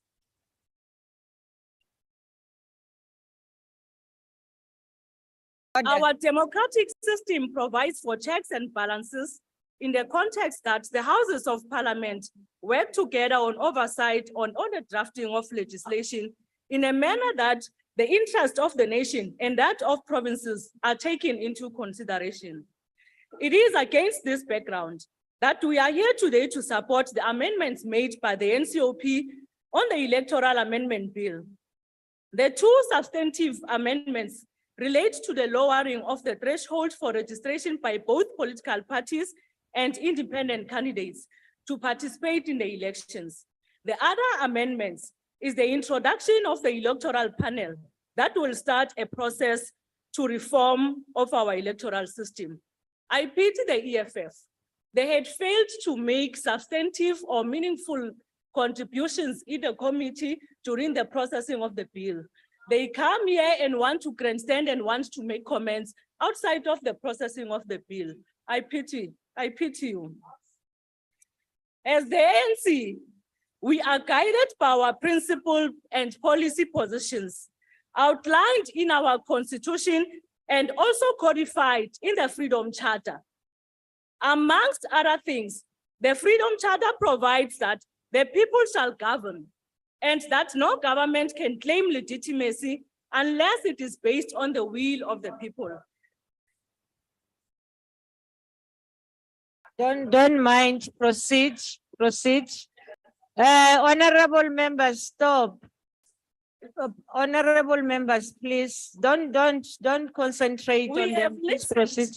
to the submissions made during the public hearings and made considerations as we decided on the bill and the comments that were made by the people. The bill therefore reflects what the people would have said in the public hearings, as well as our role as legislators to develop a bill that will best cater for the interest of our people. As we traverse the path of strengthening our constitutional democracy, the court will assist the nation in clarifying better certain provisions in the constitution that our people should continue to give meaning to our constitutional democracy. It is important to state that, to make a point that the Constitutional Court judgment on this matter of independent candidates did not prescribe an electoral system that Parliament should consider, but rather the Constitutional Court ordered that independent candidates should be allowed to register and participate in the elections. It is important to highlight this point, as there has been some confusion or misunderstandings in the society about what the court judgment ordered Parliament to do. Perhaps let me reiterate what the court said on this matter. The court declared Section 57A of and Schedule 1A of the Electoral Act unconstitutional and invalid. B, declared that the Electoral Act is unconstitutional because it omits to regulate the position of individuals standing for election at the national or provincial level, and ordered Parliament to act on these orders. The Constitutional Court, as we said, did not prescribe the kind of electoral system that should be established going forward. It is in this regard, we took immediate feasible option in ensuring that the registration and participation of independent candidates, it is introduced in the Electoral Act. We affirm the amendments by the NCOP on the establishment of the electoral panel to look into the matter of the electoral system that the South Africa can adopt going forward. This panel will be composed of experts in the field, and it will allow all interested parties to make inputs on the kind of electoral system we prefer as a country. Given the little time we had as Parliament to undertake the reform of the electoral system, we agree with the rationale behind the establishment of the panel. As we all know, for many years, it has been a requirement for any party that wishes to participate in election in all three spheres of government to register. The registration includes a sufficient support for the party to participate in election. This requirement will also apply to independent candidates to register for the coming elections. We agree with the approach of using the threshold as a base to measure the required percentage for registration for both political parties and independent candidates. We therefore support the proposal for 15% threshold for registration, given that a single seat in National Assembly requires at least 40,000 votes. It is reasonable to believe that an independent candidate who wants to register and participate in elections has to prove a sizable number of support, like political parties. It is therefore not unreasonable to require 15% as a threshold for registration. As we said at the beginning, as the ANC, we support the amendments made by the NCOP, and that we are confident that the introduction of the electoral panel will assist our country to define our desired electoral system of the future and thus advance the principle that the people shall govern. Thank you. Thank you. Thank you, honorable members. Order. Are there any objections to the motion as moved by the chief whip of the majority bill, party, that the bill be as amended be passed? Honorable House Chair, Kwagube, please note the objection of the Democratic Alliance. And we Noted. call for a division, please. Oh, the division having been called, it suspends all the other objections and the bells will be rung for 5 minutes. Thank you.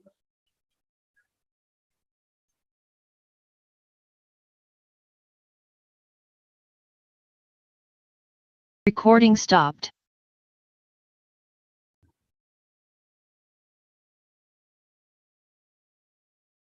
I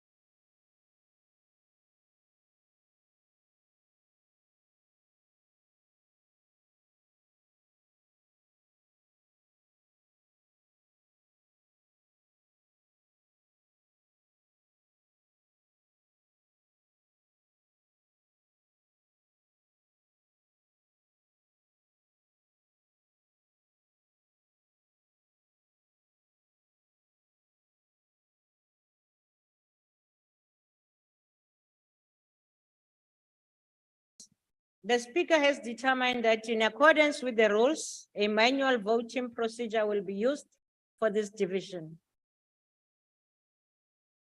Firstly, in order to establish a quorum, I would like the table to confirm that we have the requisite number of members physically present in the chamber and on the virtual platform to take this decision.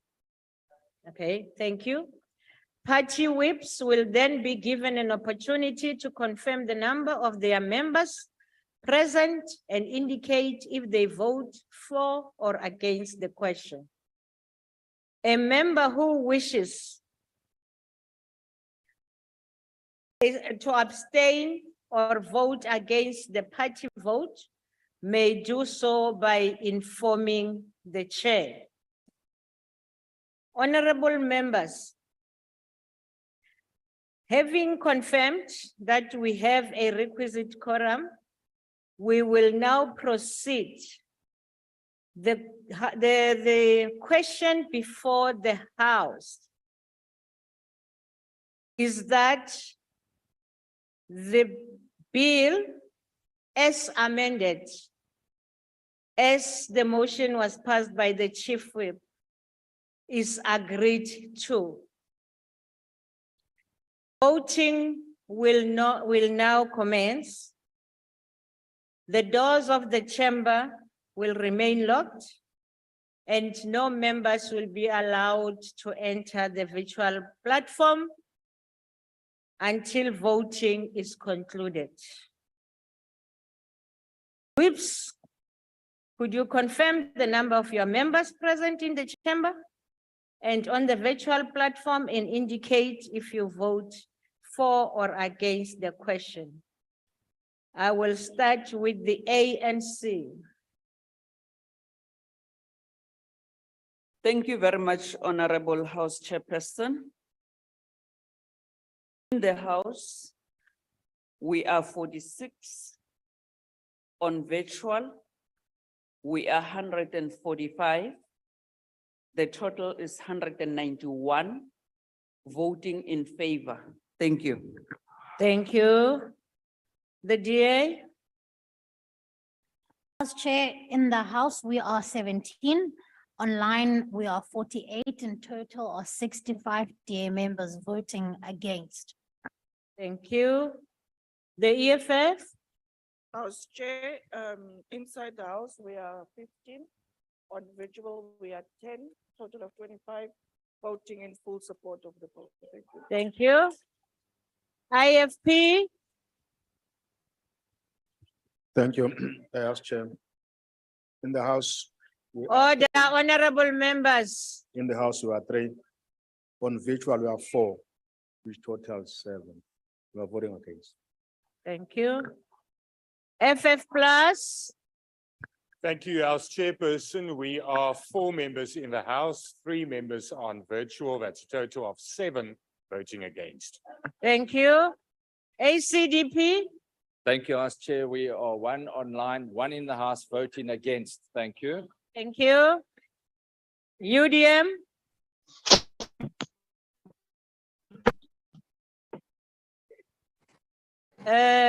Okay. Agaseko. UDM, ATM? ATM? Good. Madam Chair, 1 on virtual voting in support. Thank you. NFP? NFP, gone. AIC? AIC? Mamenji Peter, sir, please mute your gadget. Cope? BAC? Al-Jama? 1 on virtual, we vote in favor. Thank you. Honorable members, is there any member that wishes to abstain or vote differently to their party? None. The voting session is now closed. Thank you.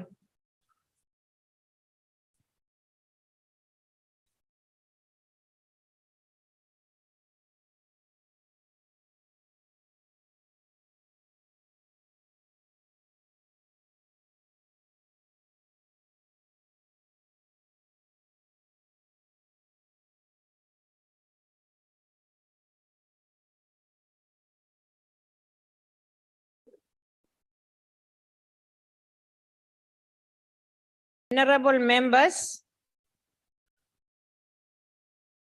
the results are as follows.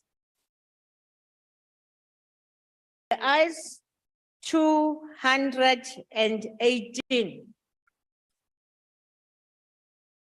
No 81. No abstentions. That says the bill has been passed. Honorable members, order. The bill will be sent to the President for assent. Thank you very much. I will allow the Secretary to read the last order of the day. Consideration of report of Portfolio Committee on Health on Oversight visit to Eastern Cape Province from 4th to 6th November 2022. I will now invite the chairperson of the committee, Honorable Dr. Jacobs, to introduce the report.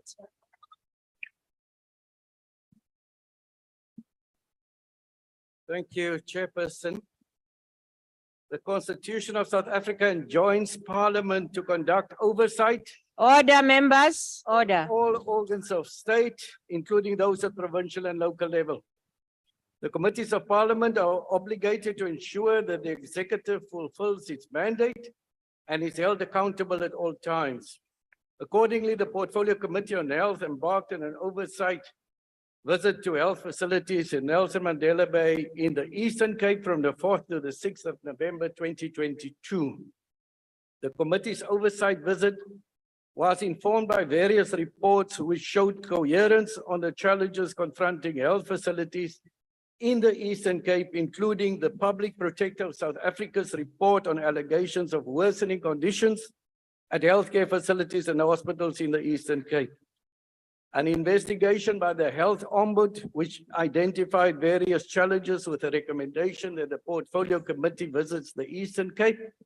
An investigation by the Special Investigation Unit into allegations of corruption and maladministration within the Eastern Cape Department of Health.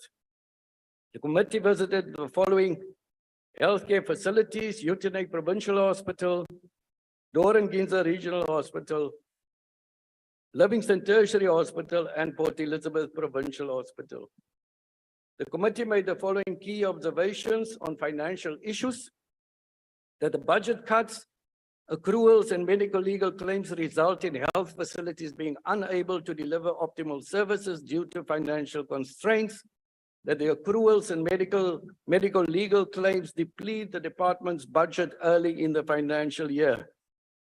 On governance with respect to Livingston and Port Elizabeth Provincial Hospitals, the key challenge is the complexing of the two facilities, which makes it impossible to ensure proper governance of the two facilities. On human resources, staff shortages is a major challenge across all visited facilities, both clinical and non-clinical staff. Appointment of non-clinical posts was last done in 2018, resulting in the discontentment by stakeholders.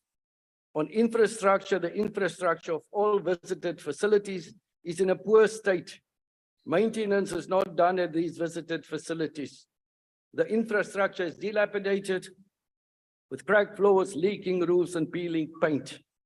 There is a general lack of space, overcrowding, and lack of privacy, which infringes on patients' rights. On cleanliness and equipment, all visited facilities were very unhygienic, posing a health hazard to health users, except for some units at Port Elizabeth Provincial Hospital. Equally, there's a shortage of medical equipment and supplies and an abundance of broken equipment. On safety and security, Uitenhage Hospital, Doran Gins and Livingston Hospital reported safety concerns in the facilities. People fight outside the hospital and take their fights inside the mentioned facilities. This poses a concern for staff working at these facilities and patients. The committee observed the uniqueness of the 4 facilities and that they strive to provide a full package of health services, thus ensuring no user is left behind. The committee was impressed with the level of commitment from the management and officials in these health facilities. The conditions in which they work are extremely depressing, yet they exhibit compassion for the health users who depend on them for services. The committee made the following recommendations to the Eastern Cape Department of Health: to decomplex the Livingston Hospital and Provincial Hospital to ensure dedicated management at each hospital, fixing of infrastructure and a maintenance plan for health facilities, ensure timely procurement of essential medical equipment and maintenance plans for the equipment, lifting of the moratorium on the employment of non-clinical staff, appointment and capacitation of governance systems, specifically hospital boards at all facilities, an urgent strategy to address medical legal claims and the causes thereof, ensure that hospitals have in-house laundry services and have adequate quality and quantity of linen. The committee requests the Eastern Cape Department of Health to respond to the committee within 3 months of adoption of the report by the National Assembly. And I want to take this opportunity to thank all the members of the Portfolio Committee on Health for their attendance at the oversight. Thank you, Chairperson. Thank you. Honorable members, I will now recognize political parties wishing to make a declaration. The DA.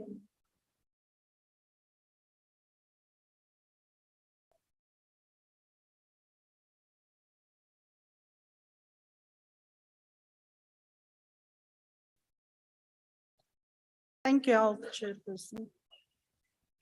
Firstly, the DA would like to take the opportunity to thank the Health Ombudsman and the Public Protector's Office for acting on the DA's request to investigate healthcare services within the Eastern Cape. The outcomes of these investigations prompted the Health Committee's oversight visit. The DA had visited these hospitals in the Eastern Cape. The findings were so horrific that I sent a letter to the Ombudsman and the Public Protector's Office to request immediate investigations. Their findings were similar to those of the DA. Newborn babies that died in overcrowded and unstaffed wards, waste material in the corridors of the hospitals, sluice rooms in terrible states, bathrooms and toilets that were not fit to be used by patients, massive shortages of nurses and doctors, equating to 1 nurse per 50 patients. Nurses working in neonatal ICU but not trained to give the necessary care, shortage of water supply, just to mention a few. The Health Committee embarked on the oversight to Uitenhage Provincial Hospital, Dora and Giza Regional Hospital, Livingston Tertiary Hospital, and Port Elizabeth Provincial Hospital after receiving reports from the Ombudsman and the Public Protector, where we observed the following issues. Acting CEOs at hospitals. Within Livingston, the CEO did not reside in the Eastern Cape, costing the department extra for accommodation. Hopefully not another case of cadre deployment. Nurses' residents in an appalling condition, severe shortages of medical staff. Many theatres were dysfunctional, autoclaves aren't in working order, and in the ENT theatre in PE had no access to lighting, and surgeons were forced to operate under the lights of their cell phones. Patients have to bring their own blankets and linen due to severe shortages. No electronic filing systems in any of these hospitals. In fact, patients' files were shoved in rooms lying all over the place. Maybe the president should have visited our health facilities before making the following statement in his SONA, and I quote, "Improving quality of care in our clinics through the Ideal Clinic program." In fact, only 55% of public health facilities have Ideal Clinic status, and oversights have revealed how dire the situation is on the ground.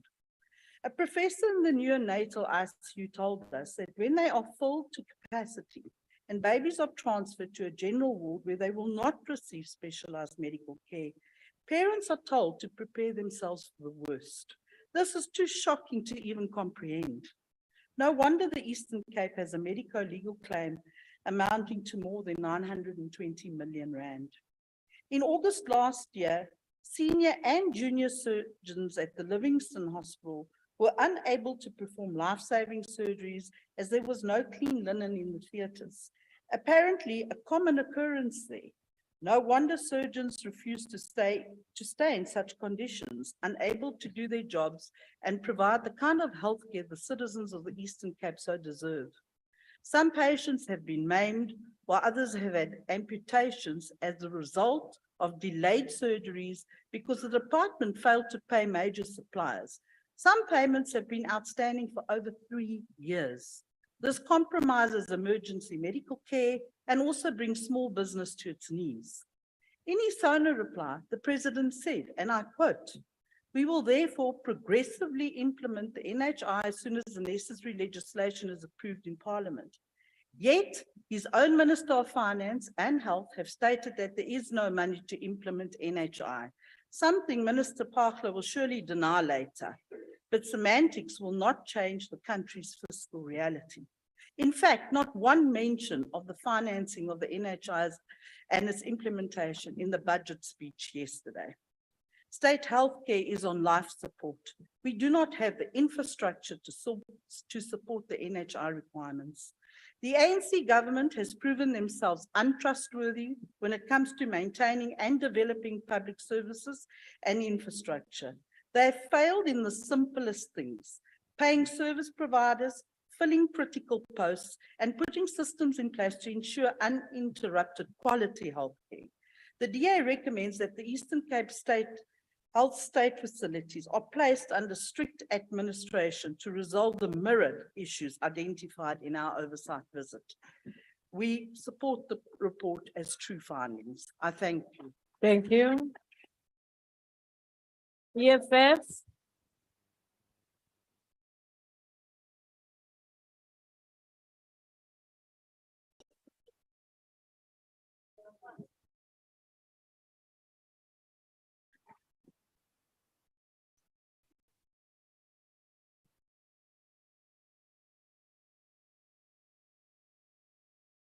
Proceed, Nadine. Thank you, Chairperson. The oversight conducted on the 4th to the 6th of November 2022 at selected health facilities in Gqeberha and Kariga in the Eastern Cape Province was necessitated by the challenges revealed by the Health Ombuds and the Office of the Health Standard Compliance, including the findings from the investigation by the Public Protector of South Africa on allegations of worsening conditions within health facilities and hospitals in the Eastern Cape Province. Doranginza Regional Hospital, Uitenhage Provincial Hospital, Livingstone Tertiary Hospital, and Port Elizabeth Provincial Hospital were visited, and the following were amongst the challenges that they face. The neonatal facility at Doranginza accommodates about 40 beds only. This is far below the demand, and the repercussion of this crisis includes neonates transmitting diseases to each other because they share beds. On arrival on this earth, it is apparent that their lives do not matter.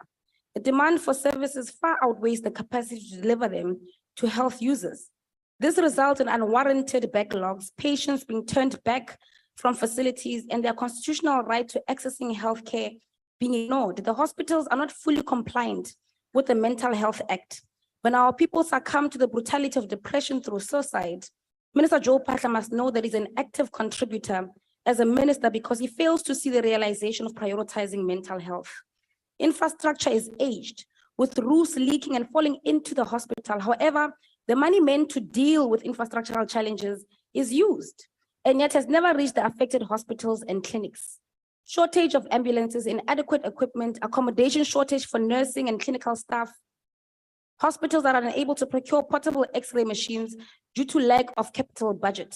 Non-functional conditional systems, acute staff shortages, including unfilled nursing positions, shortage of ambulances, and newborn infants dying daily in overcrowded and understaffed wards. The visit confirmed the report of the Health Ombuds and the Office of the Health Standard Compliance and the Public Protector of South Africa on allegations of the worsening conditions within the health facilities in the Eastern Cape province. It was noted with disgust during the walkabout, the overcrowding in the hospitals where the ventilation was extremely poor. It is evident that our people come to hospitals with one illness and leave with two more illnesses because of poor ventilation and overcrowding. In all the facilities visited, dirty and bloodied linen was lying all over the buildings, including unused or broken beds scattered outside or in passages. There were no store managers to respond to these issues, despite that there are appointed store managers who receive a salary from the department. They only report to work in the instance that there's an oversight visit by officials. One of the acting CEOs had a posh accommodation paid for by the provincial department.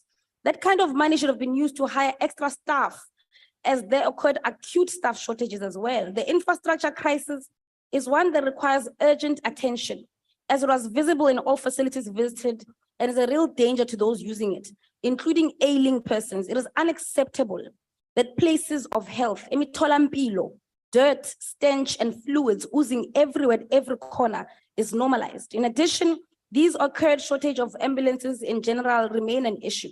Not forgetting that in 2021, the Eastern Cape Health Department had awarded a failed 10.1 million rand to scooter tenders that was declared invalid and unlawful by the SIU. We therefore welcome the 3 months period given to the province to make considerable changes.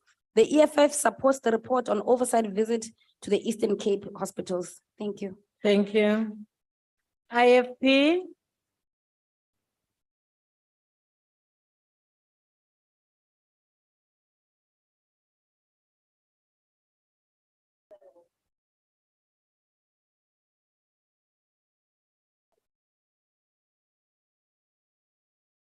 IFP supported the report. Honorable House Chair, the right to have access to health, health care service is a basic human rights guaranteed by the constitutional section 27 on the constitutional provide that everyone has the right to have access to health care service, including productive health care service, and no one may refuse emergency medical treatment. The state of health care service in the Eastern Cape is undeniable bad. So bad that they stand in the way of South Africans and their constitutional right, the public protector and the health ombuds, and now the committee have confirmed this condition in the Eastern Cape that is critical. The demand for care for outweighed of the resource available. This is especially obvious for maternity and neonatal service. Newborns are dying in overcrowded and understaffed wards. Pregnant mothers are forced to sleep in chairs and wait days for care. Nurses who attend them are underqualified, and hospitals are not equipped to handle the need. There are staff shortage every 10. Nurses who are not theater trained and in their theater, while other nurses are double as cleaners. Officials are working as porters, administrators as cleaners. Nibone ukuthi bahlupheka kangakanani abantu bakithi. Akukho nje okungcono laphana. Amaphosti, ikhala zemsebenzi azigcwalisiwe. Konke akwenzeki ngendlela ephilayo. Ngisicela lendlu ukuba isize iwulekelela umnyango ngokuthi kwenziwe njani lapha, ngoba ayikho impilo, abantu bakithi bayahlupheka ngoba ayikho impilo. Impilo uyithola esibhedlela ungena nje ubona ku clean, kunuka kahle, uyaphila noma ugula, kodwa lapha uguliswa yikho khona lokho. Kuze kusizeke ne-NGO ekhona ingenelele nayo Sithokoze, ikusize. Mhlonishwa. I-IFP iyayisupporta le report. Thank you. Achtbare van Standen van die FF Plus, dis is 'n geleentheid nou. Dankie huisvoorsitter. Geagte huisvoorsitter, met ons komitee se besoek aan die Oos-Kaapse hospitale was die toestande wat ons as komitee daar aangetref het om die minste te sê uiters haglik en waaglik geweest. Die verslag wat vandag ter tafel gelê word skep 'n akkurate prentjie van die haglike toestande van hierdie instellings. Die toestande was so sleg geweest dat van my kollegas aan my regterkant hier van die ANC by die Dora Nginza Hospitaal in trane uitgebars. Dus dan moet jy dink hoe besef hoe erg was dit geweest. Die komitee voorsitter ook is as volg op 9 November in die 2022 media aangehaal en hy het gesê die hospitaal is teleurstellend vervalle en dringende ingryping is nodig. Die Livingston Hospitaal is in 'n droewige toestand en verdien nie om 'n hospitaal genoem te word nie. Die VF+ het tydens die komitee se besoek aan die Dora Nginza Hospitaal dit baie duidelik gestel dat hierdie hospitaal gesluit moet word aangesien dit nie geskik is vir menslike gebruik nie. Die betrokke hospitaal is nie eers in besit van eenvoudige items soos besems en moppe nie. Dit was duidelik dat die betrokke instelling jare laas besoek was deur enige inspekteurs van die kantoor vir nakoming van gesondheidsstandaarde en dat die wet op beroepsgesondheid veiligheid nie nagekom word nie. Dan moet kennis geneem word van die feit dat die waarnemende hoofuitvoerende ampte van die Livingston Hospitaal ten duurste in 'n hoteltuis gaan terwyl die provinsiale departement vir sy gemaklike verblyf moet betaal. Dit terwyl daar nie behoorlike befondsing is om toerusting of mediese toerusting, medisyne en ander noodsaaklikhede aan te koop of om te herstel nie. Dit terwyl daar ook 2941 vakante poste in die provinsie is. Nie kliniese poste was laas in 2018 gevul. Dokters van die instellings het ons ook ingelig van die swak toestande waaronder hulle moet werk om pasiënte se lewens te probeer red met dit wat hulle tot hulle beskikking het. Wat 'n absolute skande. Volgens die LER in die Oos-Kaap het die provinsiale gesondheidsdepartement in die 21-22 boekjaar 920 miljoen rand uitbetaal aan regseise. Volgens die LER gaan die volgende bedrae spandeer moet word aan die opknapping van infrastruktuur: 36 miljoen Dora Nginza, 14 miljoen Livingston, 14 miljoen PE privaat provinsiale hospitaal en 6 miljoen in die Uithage Hospitaal. Daar is verskeie afdelings wat in die Port Elizabeth Hospitaal baie mooi goed ingerig is, maar dit is gedoen in samewerking met die private sektor. Die res van die hospitaal is vervalle. Die VF+ sal nie sy geveg teen die regering oor die toestand van ons land se staats- en provinsiale hospitale staak nie en ons sal ons veldtog in alle erns verskerp om hierdie waaglike toestande waaronder pasiënte en gesondheidswerkers daagliks gebuk moet gaan aan die groot lockdown. Huisvoorsitter, die Vryheidsfront ondersteun die verslag. Baie dankie. Dankie. ACDP. Thank you, Chairperson. The ACDP notes with deep concern the report by the Portfolio Committee on Health on the state of healthcare services in the Eastern Cape. The report by the Portfolio Committee on Health reflects the state of political leadership in our country under the ANC government. The term governance in the Webster Dictionary refers to the authority and direction of an institution under the control of a guardian or public officer. In ancient times, the role of a guardian was to protect and to keep under guard. For the sake of time, I will just reflect on a few issues. The acting CEO of Livingston Hospital states per the report that there was a governance collapse at the hospital. The statement certainly can be applied broadly on the healthcare system of the Eastern Cape. It is devastating to read in a democratic South Africa, pregnant women having to sleep on chairs, a waiting list for C-section and with a list up to 30 patients daily, resultant in adverse outcomes and increased mortality rates in births. In other words, mothers are going home without a baby in her arms because of poor health care. This after she has been subjected to physical discomfort, poor care during labor, and no aftercare support. The death of a child is devastating on women. We cannot make grand statements on GBV without considering the impact of poor healthcare services as portrayed in this report on women in the same way. When you read that at Livingston Hospital, there are severe staff shortages at the ICU, with patients skipping doses of medication and one nurse per 15 patients, that there are no head of a department, Read it within the context of a government who committed itself to improve health outcomes for women, who committed to advance the economic empowerment of women, and who prides itself as pro-poor and pro-women. When you read that oncology machines were not working and 100 million rand is needed for repair, consider the fact that every cancer patient is a breadwinner and a contributor to our economy. Consider that every child growing up without a parent faces a higher risk to become vulnerable to social ills. When you read that the committee noted the presence of young girls in the maternity ward, consider that this government undermines the rights of parents through proposed legislations like the Bella Bill and the legalization of prostitution. This government weakens the family structure through lack of intervention and fails its constitutional duty when it comes to service delivery. This Honorable Deputy Minister Mashego, please mute. I'm checking your time. Yeah, I think it has to be 6 seconds.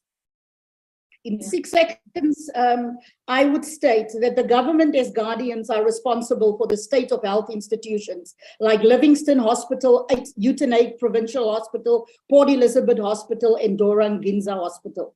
And our government cannot decry the state of GBV for women and children, while as a government you are asleep at the wheel. Thank you. Thank you. The UDM? ATM? Good.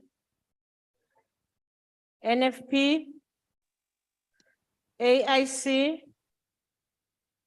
No Cope? declaration. Thank you. COPE? PAC? Al-Jama? Thank you very much, Honorable House Chair. Honorable House Chair, we would like to thank the Portfolio Committee on Health for a report that has opened the eyes of honorable members in this parliament. It is quite clear that the state of many of our hospitals and clinics is much to be desired. So I don't know, Honorable Speaker, when the Health Committee visits again, that you will give them brooms and mops to take with, because then they can also then assist the hospitals instead of just coming up with a report. Al-Jama is very disappointed that the Minister of Finance has not implemented the policy of the African National Congress and later the policy of government to launch the NHI, and has now put it on hold forever and forever. Amen. Doesn't the policies of the ruling party count anymore? We in the opposition benches, we were looking forward to universal health care, and I don't know why the Minister of Finance is holding back. Maybe he has some other plans for the money that was budgeted for NHI, and also maybe there are other hidden agendas with regard to that. I think it's very disappointing that after listening to this report, that part of South Africa is most probably better served than many other parts of the country. So women especially are suffering quite a lot. We heard that they are in pain. We are going to celebrate International Women's Day very soon. And because of this report and also the negligence of this government with regard to rolling out the NHI, there will be nothing to celebrate on International Women's Day, but we will have to use that day to force the government to implement the policies that the people voted for a political party to introduce NHI, and the nation is being let down and let down. That is very shameful. I hope that when the budget comes up for adoption, the ANC members will vote against the budget. That is the only right thing to do to show their displeasure. Otherwise, they will show that they don't respect the policies of their own organization. What kind of an organization is that? Thank you very much. Thank you. The ANC.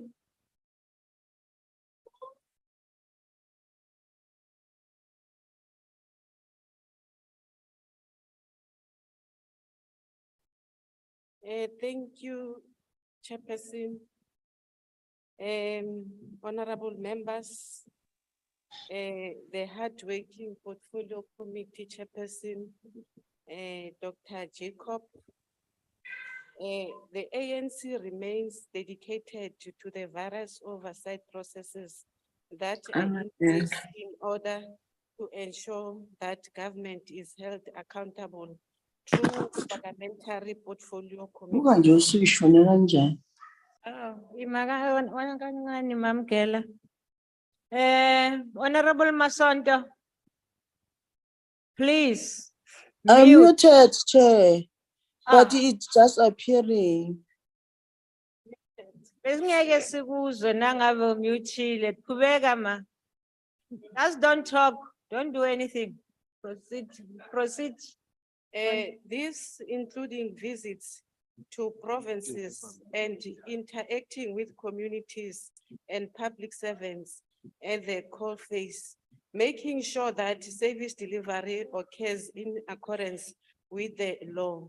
The Portfolio Committee on Health conducted an oversight visit to Gqeberha in the Eastern Cape in November 2022.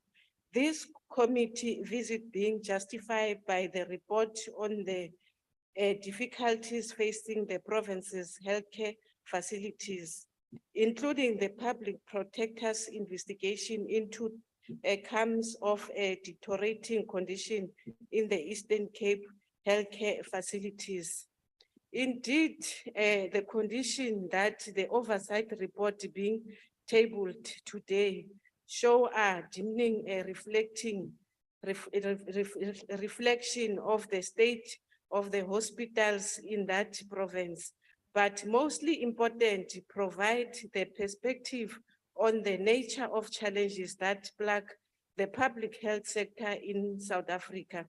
The facilities that we visited show that there are structural issues that have permitted to nerve the healthcare in the province.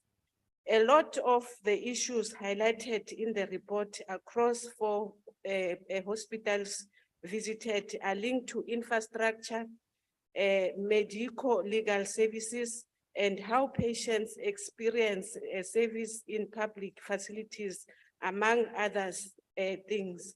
As African National Congress, we are committed to the principle of access to quality health services for all.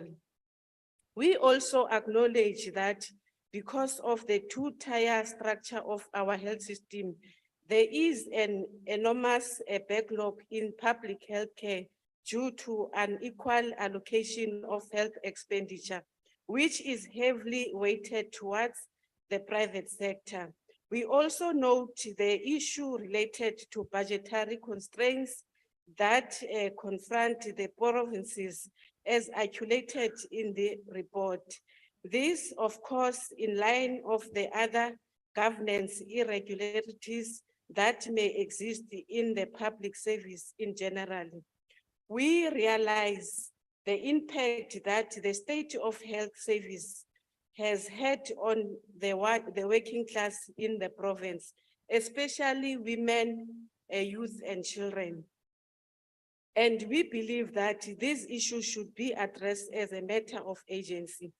The report highlights that the workers in the facilities visited are highly committed and selfless individuals who strive to ensure that healthcare users receive care needed within experience constraint.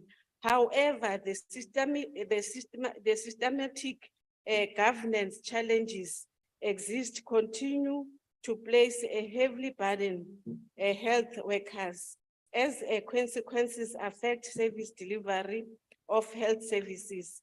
In our recognition of the various processes that we have unfolded since the public protector's report, we want to use this opportunity to emphasize that we need more stringent financial management in the Eastern Cape Department of Health.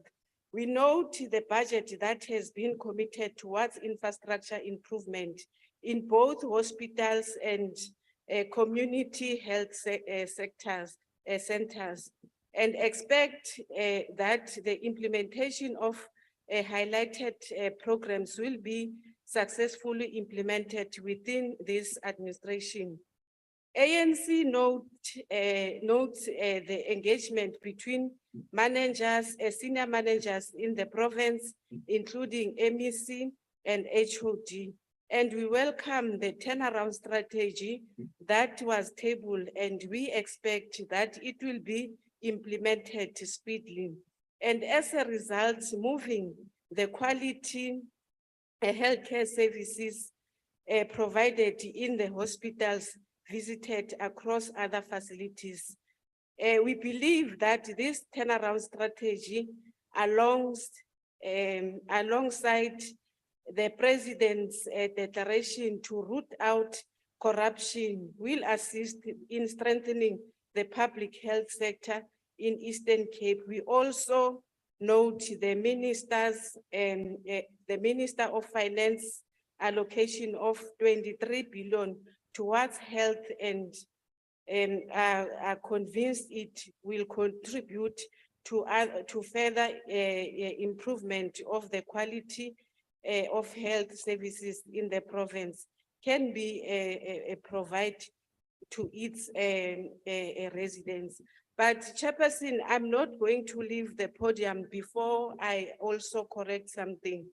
It's not true that the DA requested the public protector and also Ombud to go to Eastern Cape. That's not true. You are misleading the society. You are misleading the country. The public protector came to the portfolio and report that as portfolio committee members, we must go and see the condition of Eastern Cape. Hence, we went to the Eastern Cape. But also the other issue that I want to clarify, Honorable Chirwa, I know that you were not part of the committee, the visit, but some of the information we are just misled that you have presented to us is not true. And also, Mamuhlengwa, abantu bayaphila Eastern Cape. People are alive in Eastern Cape. There is no such that you are saying. There are people there, and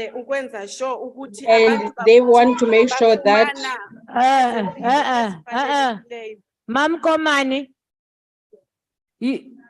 What is it? it's translation. Oh, okay. No, I thought, proceed.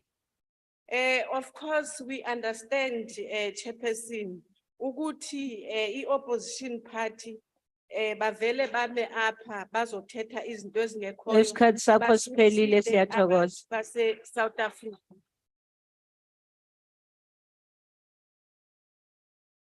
Thank you. I will now recognize the Chief Whip of the Majority Party.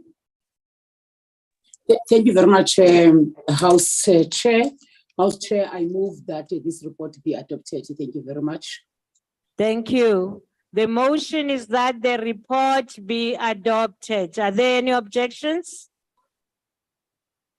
None. No objections. Agreed to.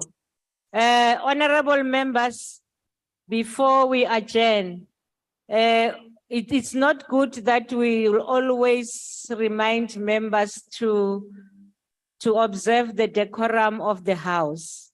Let us get used to it that as soon as the House is adjourned, all members stand and the maize is taken out, followed by the officer presiding whilst you are standing. And when it is out and the officer presiding is out, you can then leave the chambers. Can we get used to doing that for the decorum of the House? Thank you. That concludes the business of the day, and the House is adjourned.